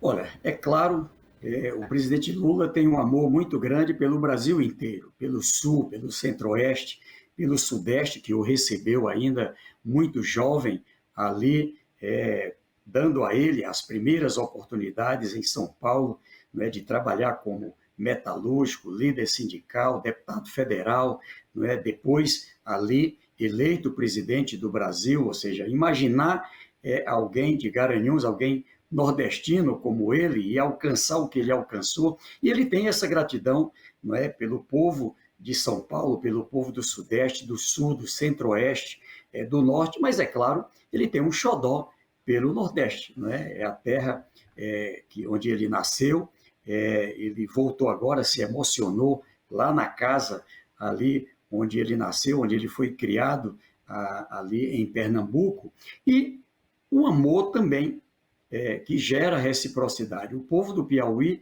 o povo do Nordeste, ama a Lula, porque é uma pessoa, não é só por ser nordestino, é uma pessoa que gosta de gente, gosta de cuidar das pessoas. Lula não governa, Lula cuida como um pai, uma mãe cuida do filho, da filha, cuida com o carinho de um avô, de uma avó, ele hoje já avô, não é? Já caminhando para bisavô, enfim, então ele representa exatamente esse sentimento bom. E agora, de volta em Salvador, você viu ali, não é? A gente não sabia se era uma festa, não é? Dos grandes artistas que tem a Bahia, não é? Aquela região, se era milhares de pessoas ali, se era a micareta, se era o show da Ivete Sangalo, não, era o Lula, tá certo? Ali junto com o Jerônimo, esse homem extraordinário, com um trabalho extraordinário na Bahia, revolucionando a educação aí, junto com o governador Rui Costa, o senador Jacques Wagner, o senador Otton, ali o senador Coronel, enfim, um conjunto de líderes que ali se somam para fazer essas grandes mudanças em toda a Bahia, não apenas em Salvador, nesta ou naquela cidade, em toda a Bahia, um governo verdadeiramente para todos. E, é claro, ali a presença dele em Aracaju, juntamente com o nosso candidato a governador, senador Rogério, ali com todo esse time que ali trabalha a campanha, também com aquela multidão ali presente, ali com a adesão de vários líderes que não estiveram com ele no primeiro turno, em Maceió, não é, com todo essa coisa estranha que aconteceu em Maceió. É claro que queremos o combate à corrupção, à criminalidade, mas, veja, é estranho que um processo de 2017, um processo, não é, que tantos anos tenha durado, e somente agora, véspera de uma eleição, depois de ficar paralisado tanto tempo, transformam aí num espetáculo, véspera de uma eleição, com certeza com uma conotação política e com um efeito muito forte, não é? Queremos sim todo a liberdade para quem atua na Polícia Federal, no Judiciário, no Ministério Público, mas, é claro, também isso dentro de regras previstas na própria Constituição. E ainda, agora, a presença em Pernambuco, não é? Ou seja, de volta à sua terra, com certeza uma grande festa nesta sexta-feira, uma festa do povo. Não é? Veja que o Lula está todo pipoquinha, todo dançando, pulando, não é? Ou seja, é uma pessoa que leva toda essa energia, toda essa experiência, toda essa esperança. Lula é esperança verdadeiramente de uma vida melhor para cada pessoa do Brasil inteiro, para o Brasil, para a gente voltar aqui a ser feliz, a gente voltar a cuidar daquilo que é a essência. E, é claro, estou muito animado também, ele está acompanhando as eleições na Paraíba, aqui já tivemos primeiro turno, já a eleição em primeiro turno no Maranhão, no Piauí, né, com o Brandão reeleito no Maranhão, aqui o Rafael Fonteles, eleito no primeiro turno, um jovem de 37 anos, eu eleito senador. O Lula teve 74%, Cosmo e Ana, aqui no Piauí, né, e estamos aqui numa disputa boa. O povo do Nordeste, não é? Quer saber quem é que dá a maior maioria, se Deus quiser, para o Lula, por esse carinho, esse respeito, cada um quer dar mais de si, e também ainda a vitória do Elmano, no Ceará, o Camilo eleito senador, a vitória, né, da nossa querida Fátima Bezerra, também eleita no estado do Rio Grande do Norte, o Renanzinho eleito senador. Aqui tivemos ali também um processo importante com a eleição do Otton na Bahia, reeleito. Ou seja, o Nordeste como parte do Brasil. Isso aqui não é um corporativo, nós não queremos nada mais do que um Nordeste ser tratado como brasileiros. Nós somos parte da solução do Brasil. É assim na geração de energias limpas, é assim nas melhoras do Brasil, nos avanços do Brasil na educação, dos avanços na expectativa de vida na saúde, o turismo, né? Ou seja, o Nordeste contribuindo, né, para ser uma porta aberta, cada vez melhor preparada para o turismo, gerando emprego, recebendo bem quem chega de outras regiões do Brasil e do mundo, não é? A garantia também de um fortalecimento do comércio na exportação, a produção de alimentos, a produção de minérios, a produção de gás, de petróleo, a produção de tantas coisas. Então, é esse Nordeste que quer, em primeiro lugar, respeito. E é isso que esse presidente não dá. Ele trata o Nordeste com desrespeito. Então, o nordestino que ama o Nordeste, não é, com certeza sabe a importância da eleição de Lula presidente. Agora, o atual presidente Jair Bolsonaro e candidato à reeleição esteve também no Nordeste, mas a gente viu semanas anteriores pessoas que o apoiam e até declarações dele um pouco preconceituosas, até xenófobas, contra a população nordestina.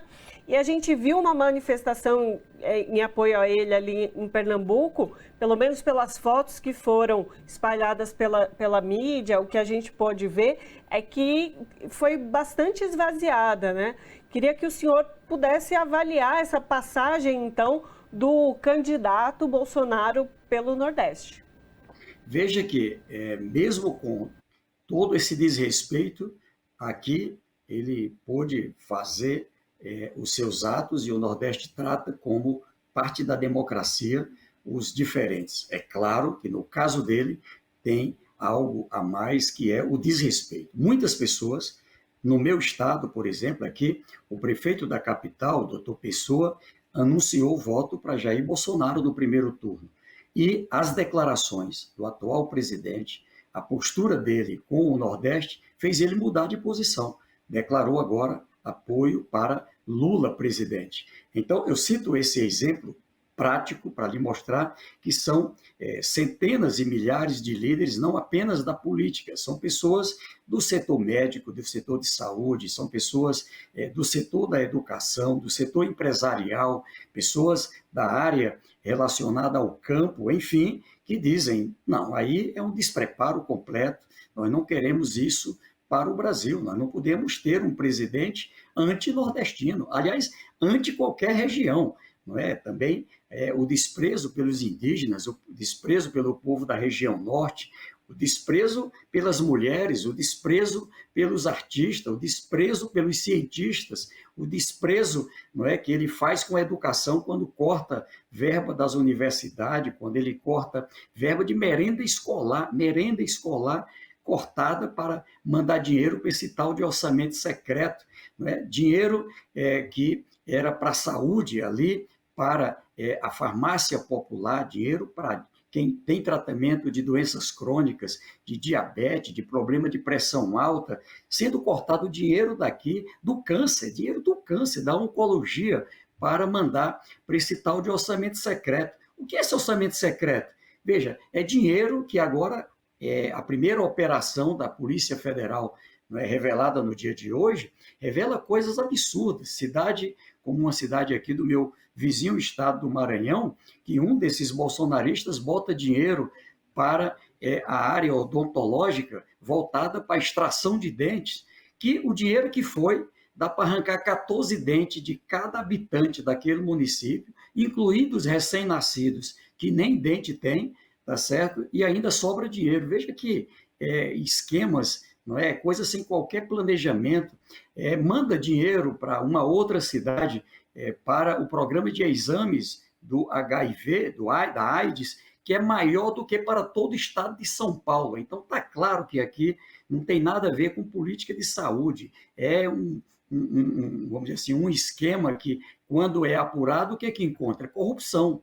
Corrupção como a do MEC, corrupção como essa dos 51 imóveis, não é, comprado com dinheiro vivo, dinheiro, sabe Deus de onde que vem, não é, para a família do atual presidente. Então, veja, queremos sim o combate à corrupção, queremos sim um país nos eixos e, ao mesmo tempo, é claro, a gente quer que o país tenha um plano que trate dos problemas do povo, né, com prioridade. Nós temos muitas emergências. O que está no plano do presidente Lula é, de um lado, quais as emergências? Emergência como essa da saúde. De volta por descaso na vacina. A gente lembra o que foi o drama. Eu era presidente do Consórcio Nordeste, coordenador do Fórum dos Governadores, nessa área da pandemia, ali com a confiança de governadores do Brasil inteiro. Governadores que, mesmo sendo do campo do Bolsonaro, mas independente dos seus partidos, estavam ali juntos na defesa, não é, da vida, na defesa da prevenção, da vacina, e lutando. Enquanto isso, estava o presidente andando de motoca para lá, para cá, dizendo que quem tomasse vacina ia pegar AIDS, ia virar jacaré, brincando com a vida, desprezando os mortos, desprezando as famílias que sofriam naquele momento. Então, mas não é só na questão da vacina, contra a vacina para a Covid, é também para outras vacinas. Acabou os programas de vacina brasileiro praticamente, voltando aí doenças que a gente já tinha dominado, já tinha controlado, como poliomielite e várias outras. Então, esse país precisa ter um cuidado. A gente tem que ter medo disso, da volta da doença. Tem que ter medo de mais gente nas filas, morando na rua, em barracas, gente que hoje estão aí nas filas para poder não perder o dinheirinho do cadastro do Auxílio Brasil, do cadastro único, com o aumento da fome. A gente tem que ter medo exatamente do que estão fazendo com a educação, que pode gerar fechamento de universidade. Esse é o medo real. O medo do desemprego, dos empreendedores com dificuldade, do juro alto, o medo do endividamento, as pessoas endividadas, 80% das famílias brasileiras. Esse sim é um medo que bate à porta. Então, o Nordeste, de forma consciente, mas também o Brasil, eu estou bastante animado, acompanho a eleição no Brasil inteiro e vejo que há aí uma sintonia. Ana, aqui, veja que quando a gente olha, terminou o primeiro turno, o presidente Lula, Alckmin, tiveram 6 milhões e 200 mil votos de maioria no primeiro turno. E 48% dos votos válidos do Brasil inteiro. Agora, ele, em todas as pesquisas, todos os levantamentos, pesquisas internas também, ele já está acima de 7 milhões de votos, chega até a 11, 12 milhões de diferença, como a pesquisa do IPEC, a pesquisa da Datafolha dá uma diferença de 6 pontos, isso dá 7 milhões de votos. A pesquisa agora da Quest dá 8 pontos, isso dá cerca de 9 milhões de votos. A pesquisa do IPEC dá 45 a 55, dá cerca de 11, 12 milhões de votos. Então, o que eu estou dizendo nós estamos trabalhando para garantir o transporte para as pessoas poderem votar, reduzir a abstenção.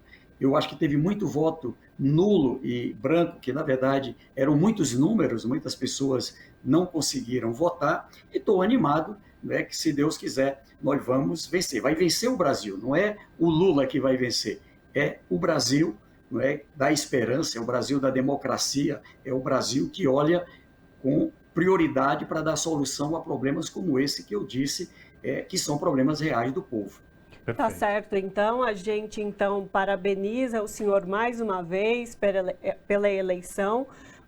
Conversamos com Wellington Dias, que é ex-governador do Piauí e recém-eleito senador da República pelo mesmo estado Piauí. Wellington Dias, muitíssimo obrigado pela sua participação conosco aqui hoje. Olha, obrigado. Eu quero aqui desejar aí também uma boa eleição em todos os estados brasileiros. Aqui é nada de sapato alto, nada de já ganhou, é todo mundo, não é? Todos os dias, de casa em casa, mostrando a importância da eleição das nossas vidas. Eu digo sempre, é Deus no comando, força do povo. Se Deus quiser, vamos fazer essa vitória pelo Brasil. Abraço. E a gente vai para um breve intervalo e volta daqui a pouquinho.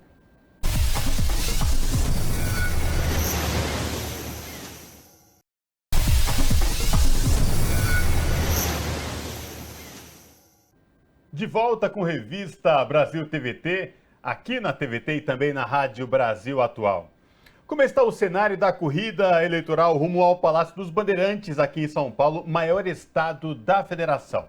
A eleição entre Fernando Haddad, do PT, e Tarcísio de Freitas, do Republicano, reflete o cenário nacional. Sobre essa questão, nós conversamos agora com Emílio de Souza, deputado estadual reeleito aqui no estado de São Paulo pelo Partido dos Trabalhadores. Olá, deputado Emílio de Souza, tudo bem? Prazer falar com o senhor, seja bem-vindo. Prazer é meu, Cosmo, Ana, todos os telespectadores, internautas, é um prazer mesmo participar com vocês, estou à disposição. Maravilha. Antes de mais nada, a gente começar a nossa conversa, o bate-papo aqui no Revista Brasil TVT. Parabéns pela sua reeleição como deputado estadual aqui no estado de São Paulo. Sucesso aí na Alesp, na próxima legislatura. A gente sabe que é muito importante. Agora, vamos trazer essa discussão. Estado de São Paulo, segundo turno.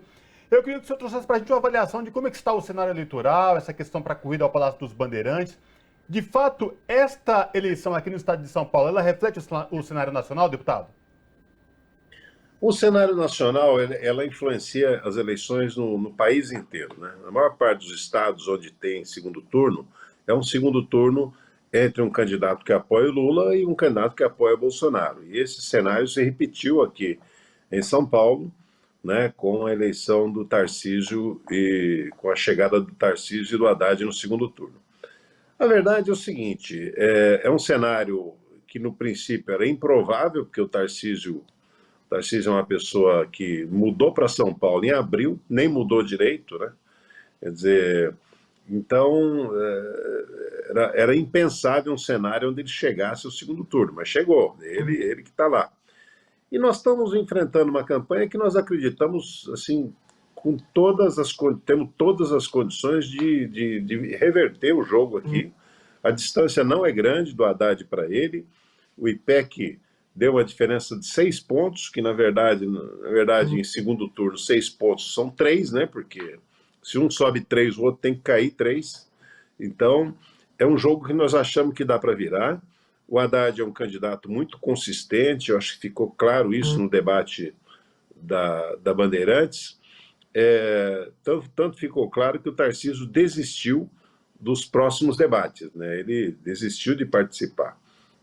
Porque ele não quer correr risco no debate, porque ele é tão frágil que ele não consegue, ele pode cair diante de uma pergunta, como ele caiu lá naquela entrevista à TV, onde perguntaram onde ele votava, ele não sabia, porque ele é programado, ele é um candidato que ele decorou algumas coisas de São Paulo e sai repetindo, né?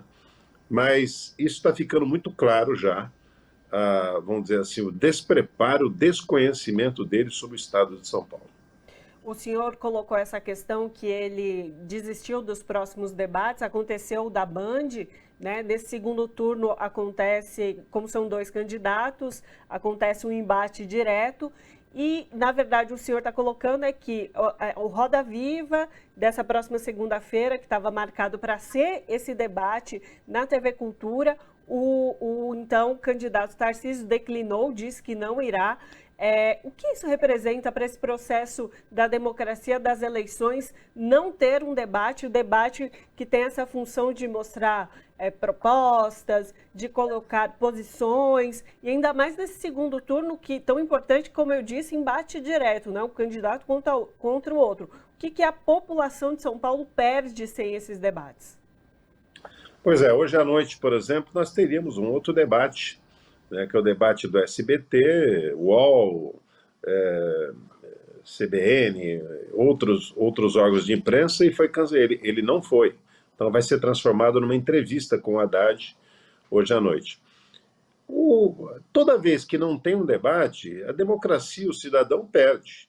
Nesse caso de São Paulo, Ana, muito mais ainda, porque nós estamos diante de um candidato que não conhece São Paulo e São Paulo não conhece ele, tá certo? O que ele pensa, o que ele propõe, o que ele ele já fez por São Paulo, as pessoas não conhecem. Então, aí fica torna ainda mais difícil. Ele quer ganhar, sim, ele quer ganhar a eleição sem se apresentar, sem dizer o que propõe para a educação, para os grandes desafios do governador, o desafio da mobilidade urbana, o desafio da segurança pública, do saneamento, da saúde e da educação, né? Quer dizer, não se expor ao debate, sabe, podendo participar, não é razão de saúde, não é razão de nada. É falar, eu não vou falar o que eu penso. Quer dizer, então, a única chance que São Paulo teria de conhecê-lo, ele está impedindo que essa chance se realize. Pois é, deputado Emílio de Souza, um momento tão importante, o estado de São Paulo, como eu falei, o maior estado da federação, mais rico, mas também cheio de contradições, porque, enfim, é isso que a gente vem falando, né? Esse seria o momento ideal para expor ideias, projetos e que a gente quer para o futuro. Lembrando que aqui no estado de São Paulo tem várias questões a serem resolvidas e desafios ao longo dos anos aí pela frente, na questão do emprego, a questão da fome, a segurança alimentar, transporte urbano, transporte, saúde, educação, enfim, e isso tudo fica muito... fica a desejar por conta da falta mesmo desse embate para mostrar realmente o que cada candidato, cada candidatura oferece, tem como proposta para esse estado tão importante no Brasil, não é isso, deputado? É isso, Cosme. Veja só, o debate na TV, sabe, o confronto de ideias, ele serve para o candidato apresentar propostas. Então, por exemplo, o Haddad, nós apresentamos as propostas principais, né? Proposta de zerar o ICMS da cesta básica e da carne, a proposta de revogar o confisco dos aposentados, dos inativos do Estado de São Paulo, do governo do Estado, que o Dória e o Rodrigo fizeram, a proposta de implantar o bilhete único metropolitano, quer dizer, pegar as regiões metropolitanas, não é só a região de São Paulo, Campinas, Ribeirão, Baixada Santista, outras também, as pessoas se deslocam de uma cidade para outra e muitas vezes tem que pagar, no caso de São Paulo, o bilhete único, ele vale só dentro da cidade de São Paulo, ele não vale para Guarulhos, para Osasco, para outras cidades. Então, com o bilhete único metropolitano, as pessoas vão poder sair de Carapicuíba, de Itapevi, por exemplo, pegar um ônibus lá, pegar o trem com a mesma tarifa, pegar o metrô.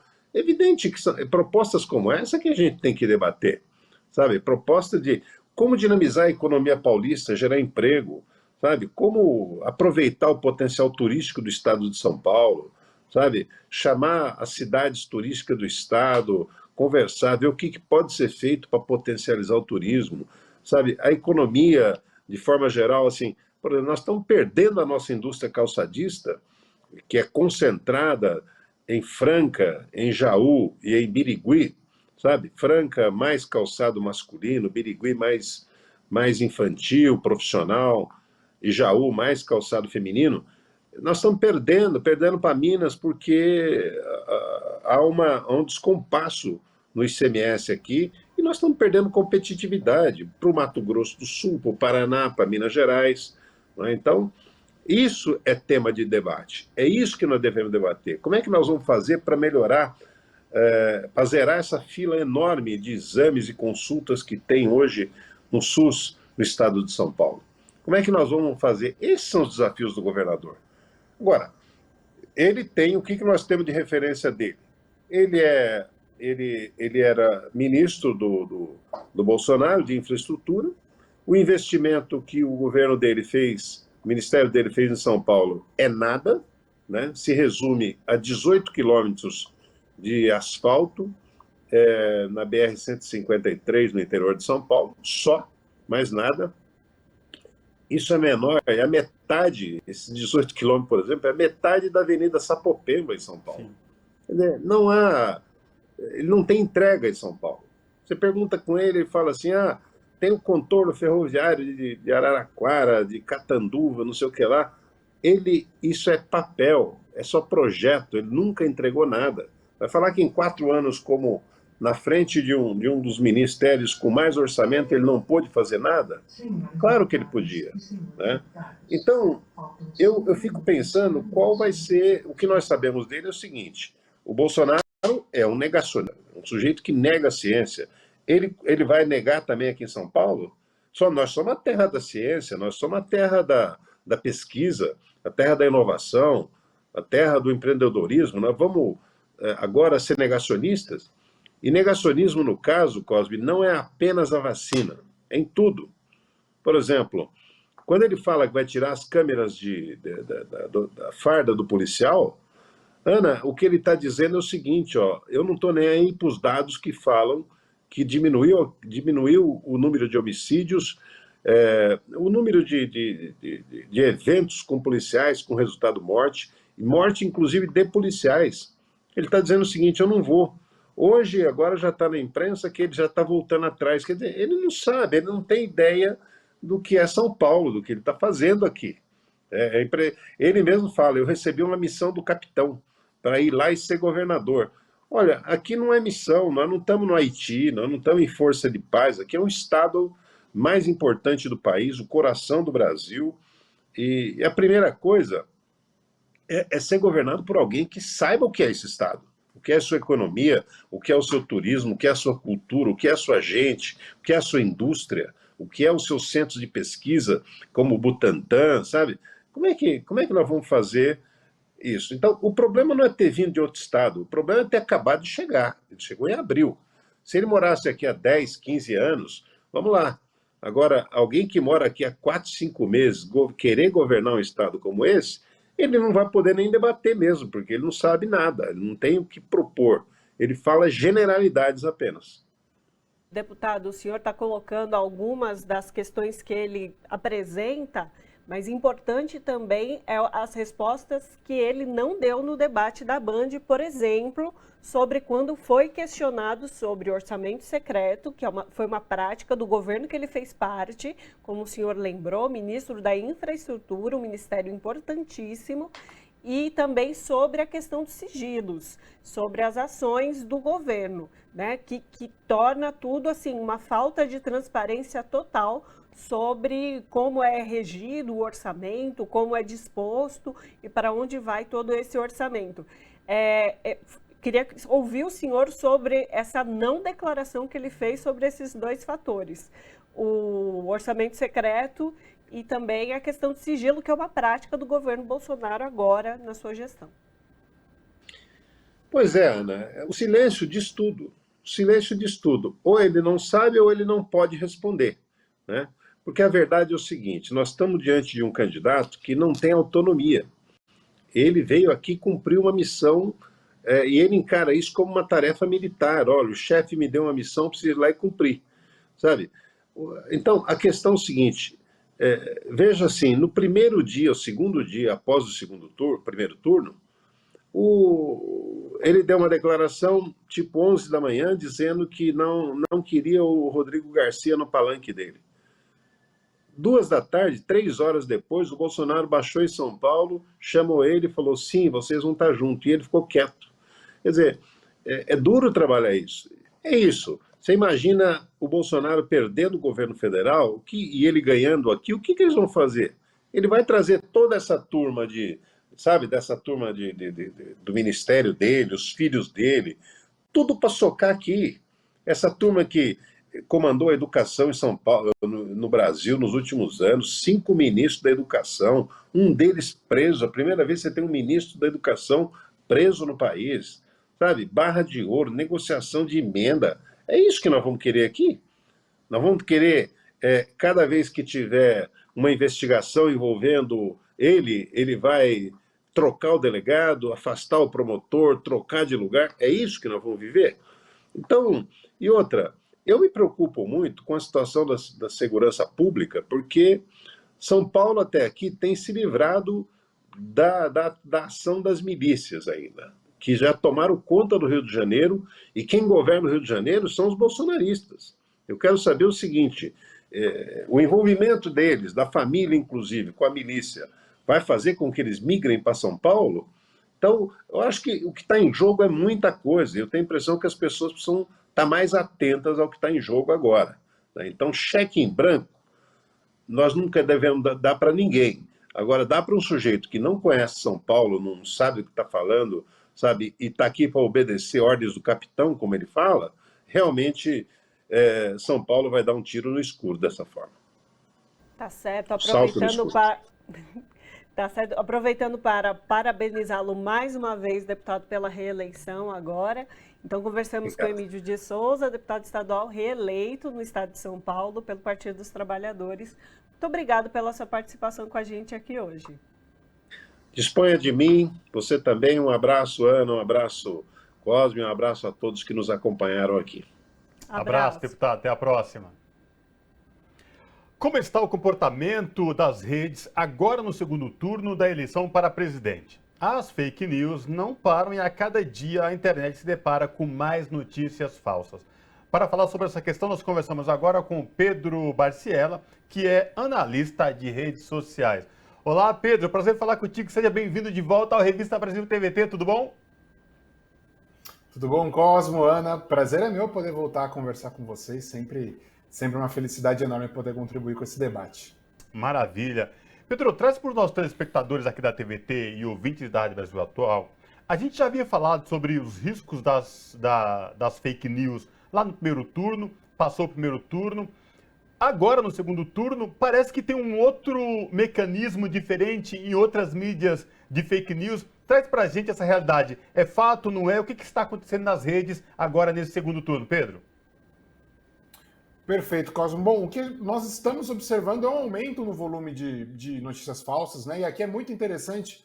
Há um debate, até partindo de alguns setores da imprensa, sobre ambos os lados estarem usando notícias falsas, fake news, como instrumento de campanha e por aí vai.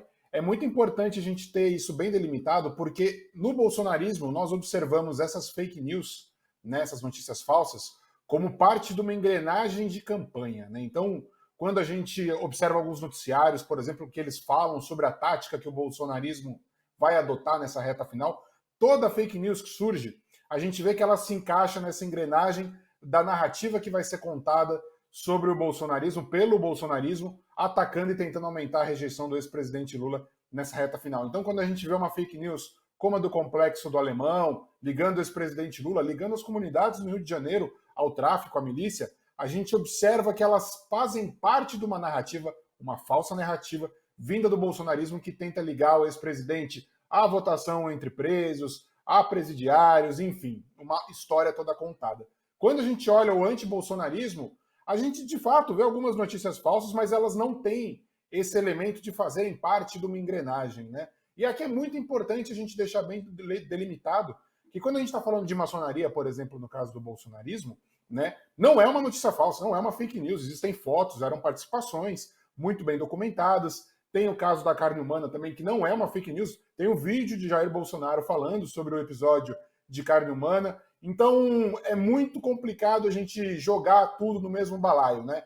Mas vamos lá de novo, do lado do bolsonarismo a gente vê esse tipo de comportamento como parte da construção de uma narrativa eleitoral, e no antibolsonarismo a gente não vê esses elementos que indiquem uma atuação pensando, né, estrategicamente no uso delas. E, Pedro, nessa última quinta-feira, Alexandre de Moraes, que é o presidente do TSE, fez uma declaração sobre fake news, onde a gente estaria numa segunda geração de fake news, onde, inclusive, as mídias tradicionais estão sendo utilizadas nesse processo, desse desenvolvimento dessas mentiras, dessa desinformação. É um pouco isso que você está trazendo, desse engate com o que é fake news e o que é campanha? Olha, na verdade, tem um elemento também na virada do primeiro e do segundo turno, que é a decepção e a frustração, de certa forma, que alguns setores da sociedade demonstraram frente à incapacidade da justiça de combater as fake news, né? Aguardava-se muito, seja do Tribunal Superior Eleitoral, seja do Ministério Público Eleitoral, que algo fosse feito para enfrentar essas fake news de uma forma mais eficiente do que foi em 2018. Fato é, estamos agora no dia 14 e a gente não observou esse tipo de comportamento, né? A gente vê o caso da Damares, por exemplo, nós estamos há 5 dias falando sobre a Damares, o Ministério tentando fazer alguma coisa e nada é feito de fato, e isso pensando numa reta de 28 dias do segundo turno é extremamente complicado. Então, ainda que o ministro ele tenha essa noção, ele tenha essa compreensão da importância do tema, o que a gente vê na prática são atuações extremamente limitadas, né? E é muito importante isso que você ressaltou também, o Alexandre de Moraes falou também, que é o papel de alguns instrumentos da imprensa. Aqui eu estou chamando de instrumentos da imprensa porque tem alguns portais, vamos falar a verdade, tem um portal que eu acredito que todo mundo imagina ou saiba qual que é um portal que era ligado ao lavajatismo em outro momento. Ele é vendido, há notícias de que ele foi vendido em setembro para um outro dono, e ele passa a ser utilizado, as duas principais fake news, talvez, envolvendo Marcola e o ex-presidente Lula, e uma abordagem extremamente maldosa, para dizer o mínimo, falando sobre a votação do ex-presidente Lula entre aqueles que estão em regime semiaberto, é o mesmo portal quem divulgou essas duas notícias, e as divulga de uma forma muito específica e que, de novo, faz parte dessa engrenagem para contar a narrativa adotada pela campanha oficial de Jair Bolsonaro. De novo, nós sabemos quem é, nós sabemos como funciona isso desde 2018.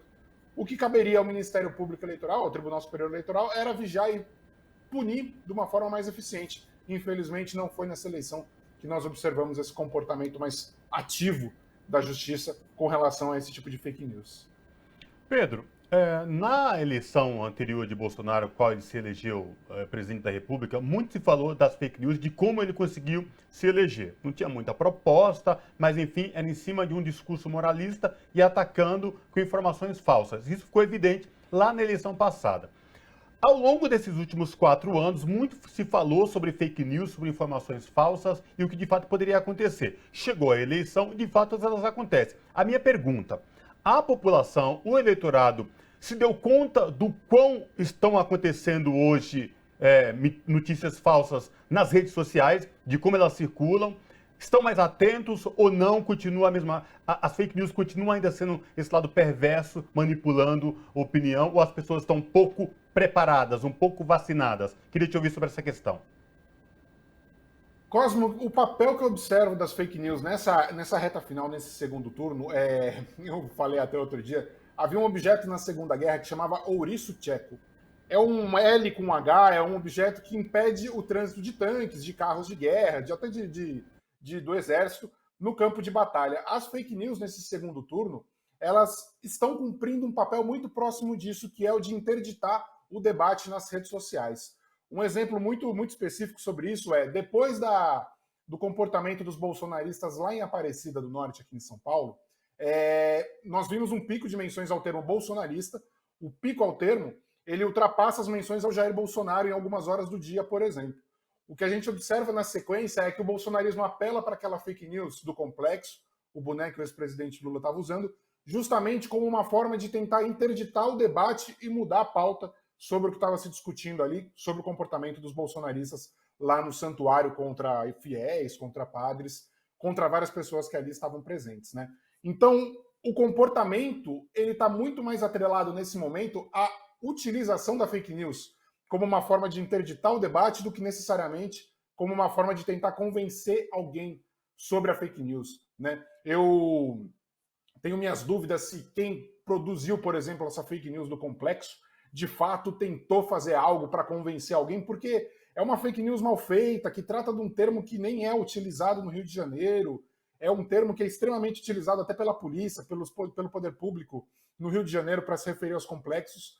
Então, o objetivo ali era muito mais fazer a própria comunidade se defender. Havia um movimento ali de 2 a 3% dos usuários ligados ao dia a dia de informações, canais da comunidade nas redes sociais, pautando o debate sobre o ex-presidente Lula. Eles tiveram que sair daquilo para se defender perante a opinião pública, explicar que CPX era complexo, enfim. De forma geral, o que eles fazem com isso é muito mais interditar o debate do que necessariamente tentar convencer alguém daquela fake news nas redes sociais. E, Pedro, trazendo esse exemplo para o debate, queria te perguntar agora sobre a eficiência das próprias redes sociais em não fazer essas fake news serem compartilhadas. Você falou das instituições, STF, mas e a atuação das próprias redes, das empresas? foram eficientes? A gente tem o que melhorar? Qual que é a sua avaliação sobre isso? Nenhuma. As plataformas, elas são extremamente criminosas, para falar o mínimo, na verdade, porque omissa seria passar pano para elas. Elas não têm, elas sabem o que acontece, porque, enfim, isso não acontece só no Brasil, isso não acontece só na América Latina, nem só na Europa, é no mundo inteiro, né? E elas não fazem nada porque as plataformas, elas vivem de outra coisa, elas vivem de vender dados dos usuários, né? São plataformas que lucram com anúncios a partir da venda de dados dos usuários que ali passam tempo, ali trafegam. Então elas dependem de muito dessas fake news para indiretamente engajar, produzir dados, produzir a interação dos usuários. Então, o que eu vejo é as plataformas agindo de forma extremamente reativa, até pensando em se esquivar de responsabilidade jurídica. E do outro lado, a gente tem um Tribunal Superior Eleitoral que passou ao longo dos últimos 4 anos muito mais preocupado com pontos e elementos que davam notícia, que geravam buzz, como era a, por exemplo. É surreal a gente falar da preocupação do Tribunal Superior Eleitoral com o Telegram, num país que o Facebook é basicamente a plataforma que a pessoa usa para logar no aplicativo de comida, talvez no aplicativo do condomínio, em vários outros serviços. Enfim, houve uma dificuldade, aqui de novo, para dizer o mínimo, na interpretação do que seriam as redes sociais nessa eleição de 2022, lá no Tribunal Superior Eleitoral. Sem dúvida alguma. Pedro, para finalizar, o nosso tempo já está quase chegando ao final, mas eu tenho que fazer uma pergunta para saber do nível de engajamento, de como os setores estão nessa questão de fake news, trabalhando nas redes. A gente sabe que a rede bolsonarista é ativamente de extrema-direita, todos aí têm uma atuação acima da média nas redes sociais. E o setor progressista, como que ficou? Equilibrou, não equilibrou, ainda deixa a desejar, está melhor a atuação? Como é que está essa questão? Quando eu falo melhor, não é de combate, é de atuação para tentar minar tudo que vem de notícias falsas do outro lado de lá. Perfeito, Cosmo. Bom, são 2 campos distintos, né? O bolsonarismo ele é um campo que ele é formado a partir da filiação ideológica, né? Então, o bolsonarismo ele é composto por usuários que têm uma ideologia intrínseca àquele agrupamento, né? Então eles têm esse comportamento muito mais organizado, coeso, como você bem falou, ativo, né? Então eles conseguem promover uma pauta específica, dividir tarefas e por aí vai. Quando a gente olha o antibolsonarismo ele não tem por característica essa filiação ideológica. Então a gente vai ter ao longo dos últimos 15 dias, desde a Sofia Manzano do PCB declarando apoio, até o suplente do Flávio Bolsonaro também declarando apoio ao ex-presidente Lula. A característica desse antibolsonarismo é justamente essa energia caótica, essa tentativa de produzir conteúdo, de entender qual é a linha política, de entender como vai ser a atuação. Então, a forma como ela conduz esse tipo de, seja confronto contra fake news, seja de tentativas de pautar o debate, vai ser sempre muito mais caótica do que o que nós vemos no bolsonarismo. Por outro lado, essa energia caótica vai permitir também que muitas vezes o campo antibolsonarista se expanda e dialogue com outros usuários, com outros atores que não estão necessariamente presos à polarização. Então, são energias, são formas distintas de atuar, mas, enfim, ambas impactadas por essas fake news como forma aí, de novo, de tentar interditar esse debate a todo momento nessa reta final. Então, nesse processo ainda temos 15 dias de segundo turno, até o dia da votação, dia 30, muita atenção, alertas a esse processo da fake news sempre. Conversamos com Pedro Barciela, que é analista de redes sociais. Pedro, muito obrigado pela sua participação novamente conosco aqui no Revista Brasil. Eu que agradeço a oportunidade. Ana, Cosmo, fico à disposição. Prazer conversar com vocês sempre. Abraço, Pedro. Abraço. Valeu. Abraço.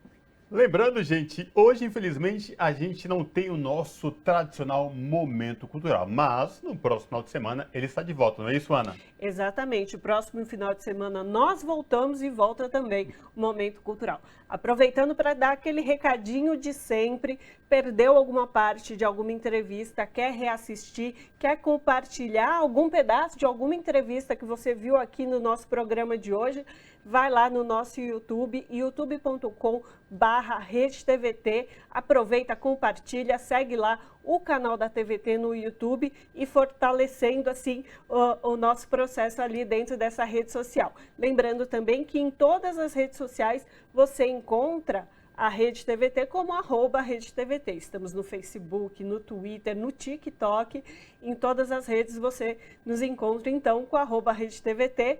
Um forte abraço, obrigado pela parceria mais uma vez, Cosmo Silva, e a gente se vê no próximo Revista. É isso aí, viu, Ana? Obrigado a você aí de casa pela companhia, muito bom saber do outro lado tem vocês nos acompanhando todos os sábados e domingos aqui no Revista Brasil TVT, na TVT e também na Rádio Brasil Atual. Gente, boa semana, cuidem-se, a gente se vê no próximo final de semana. Tchau!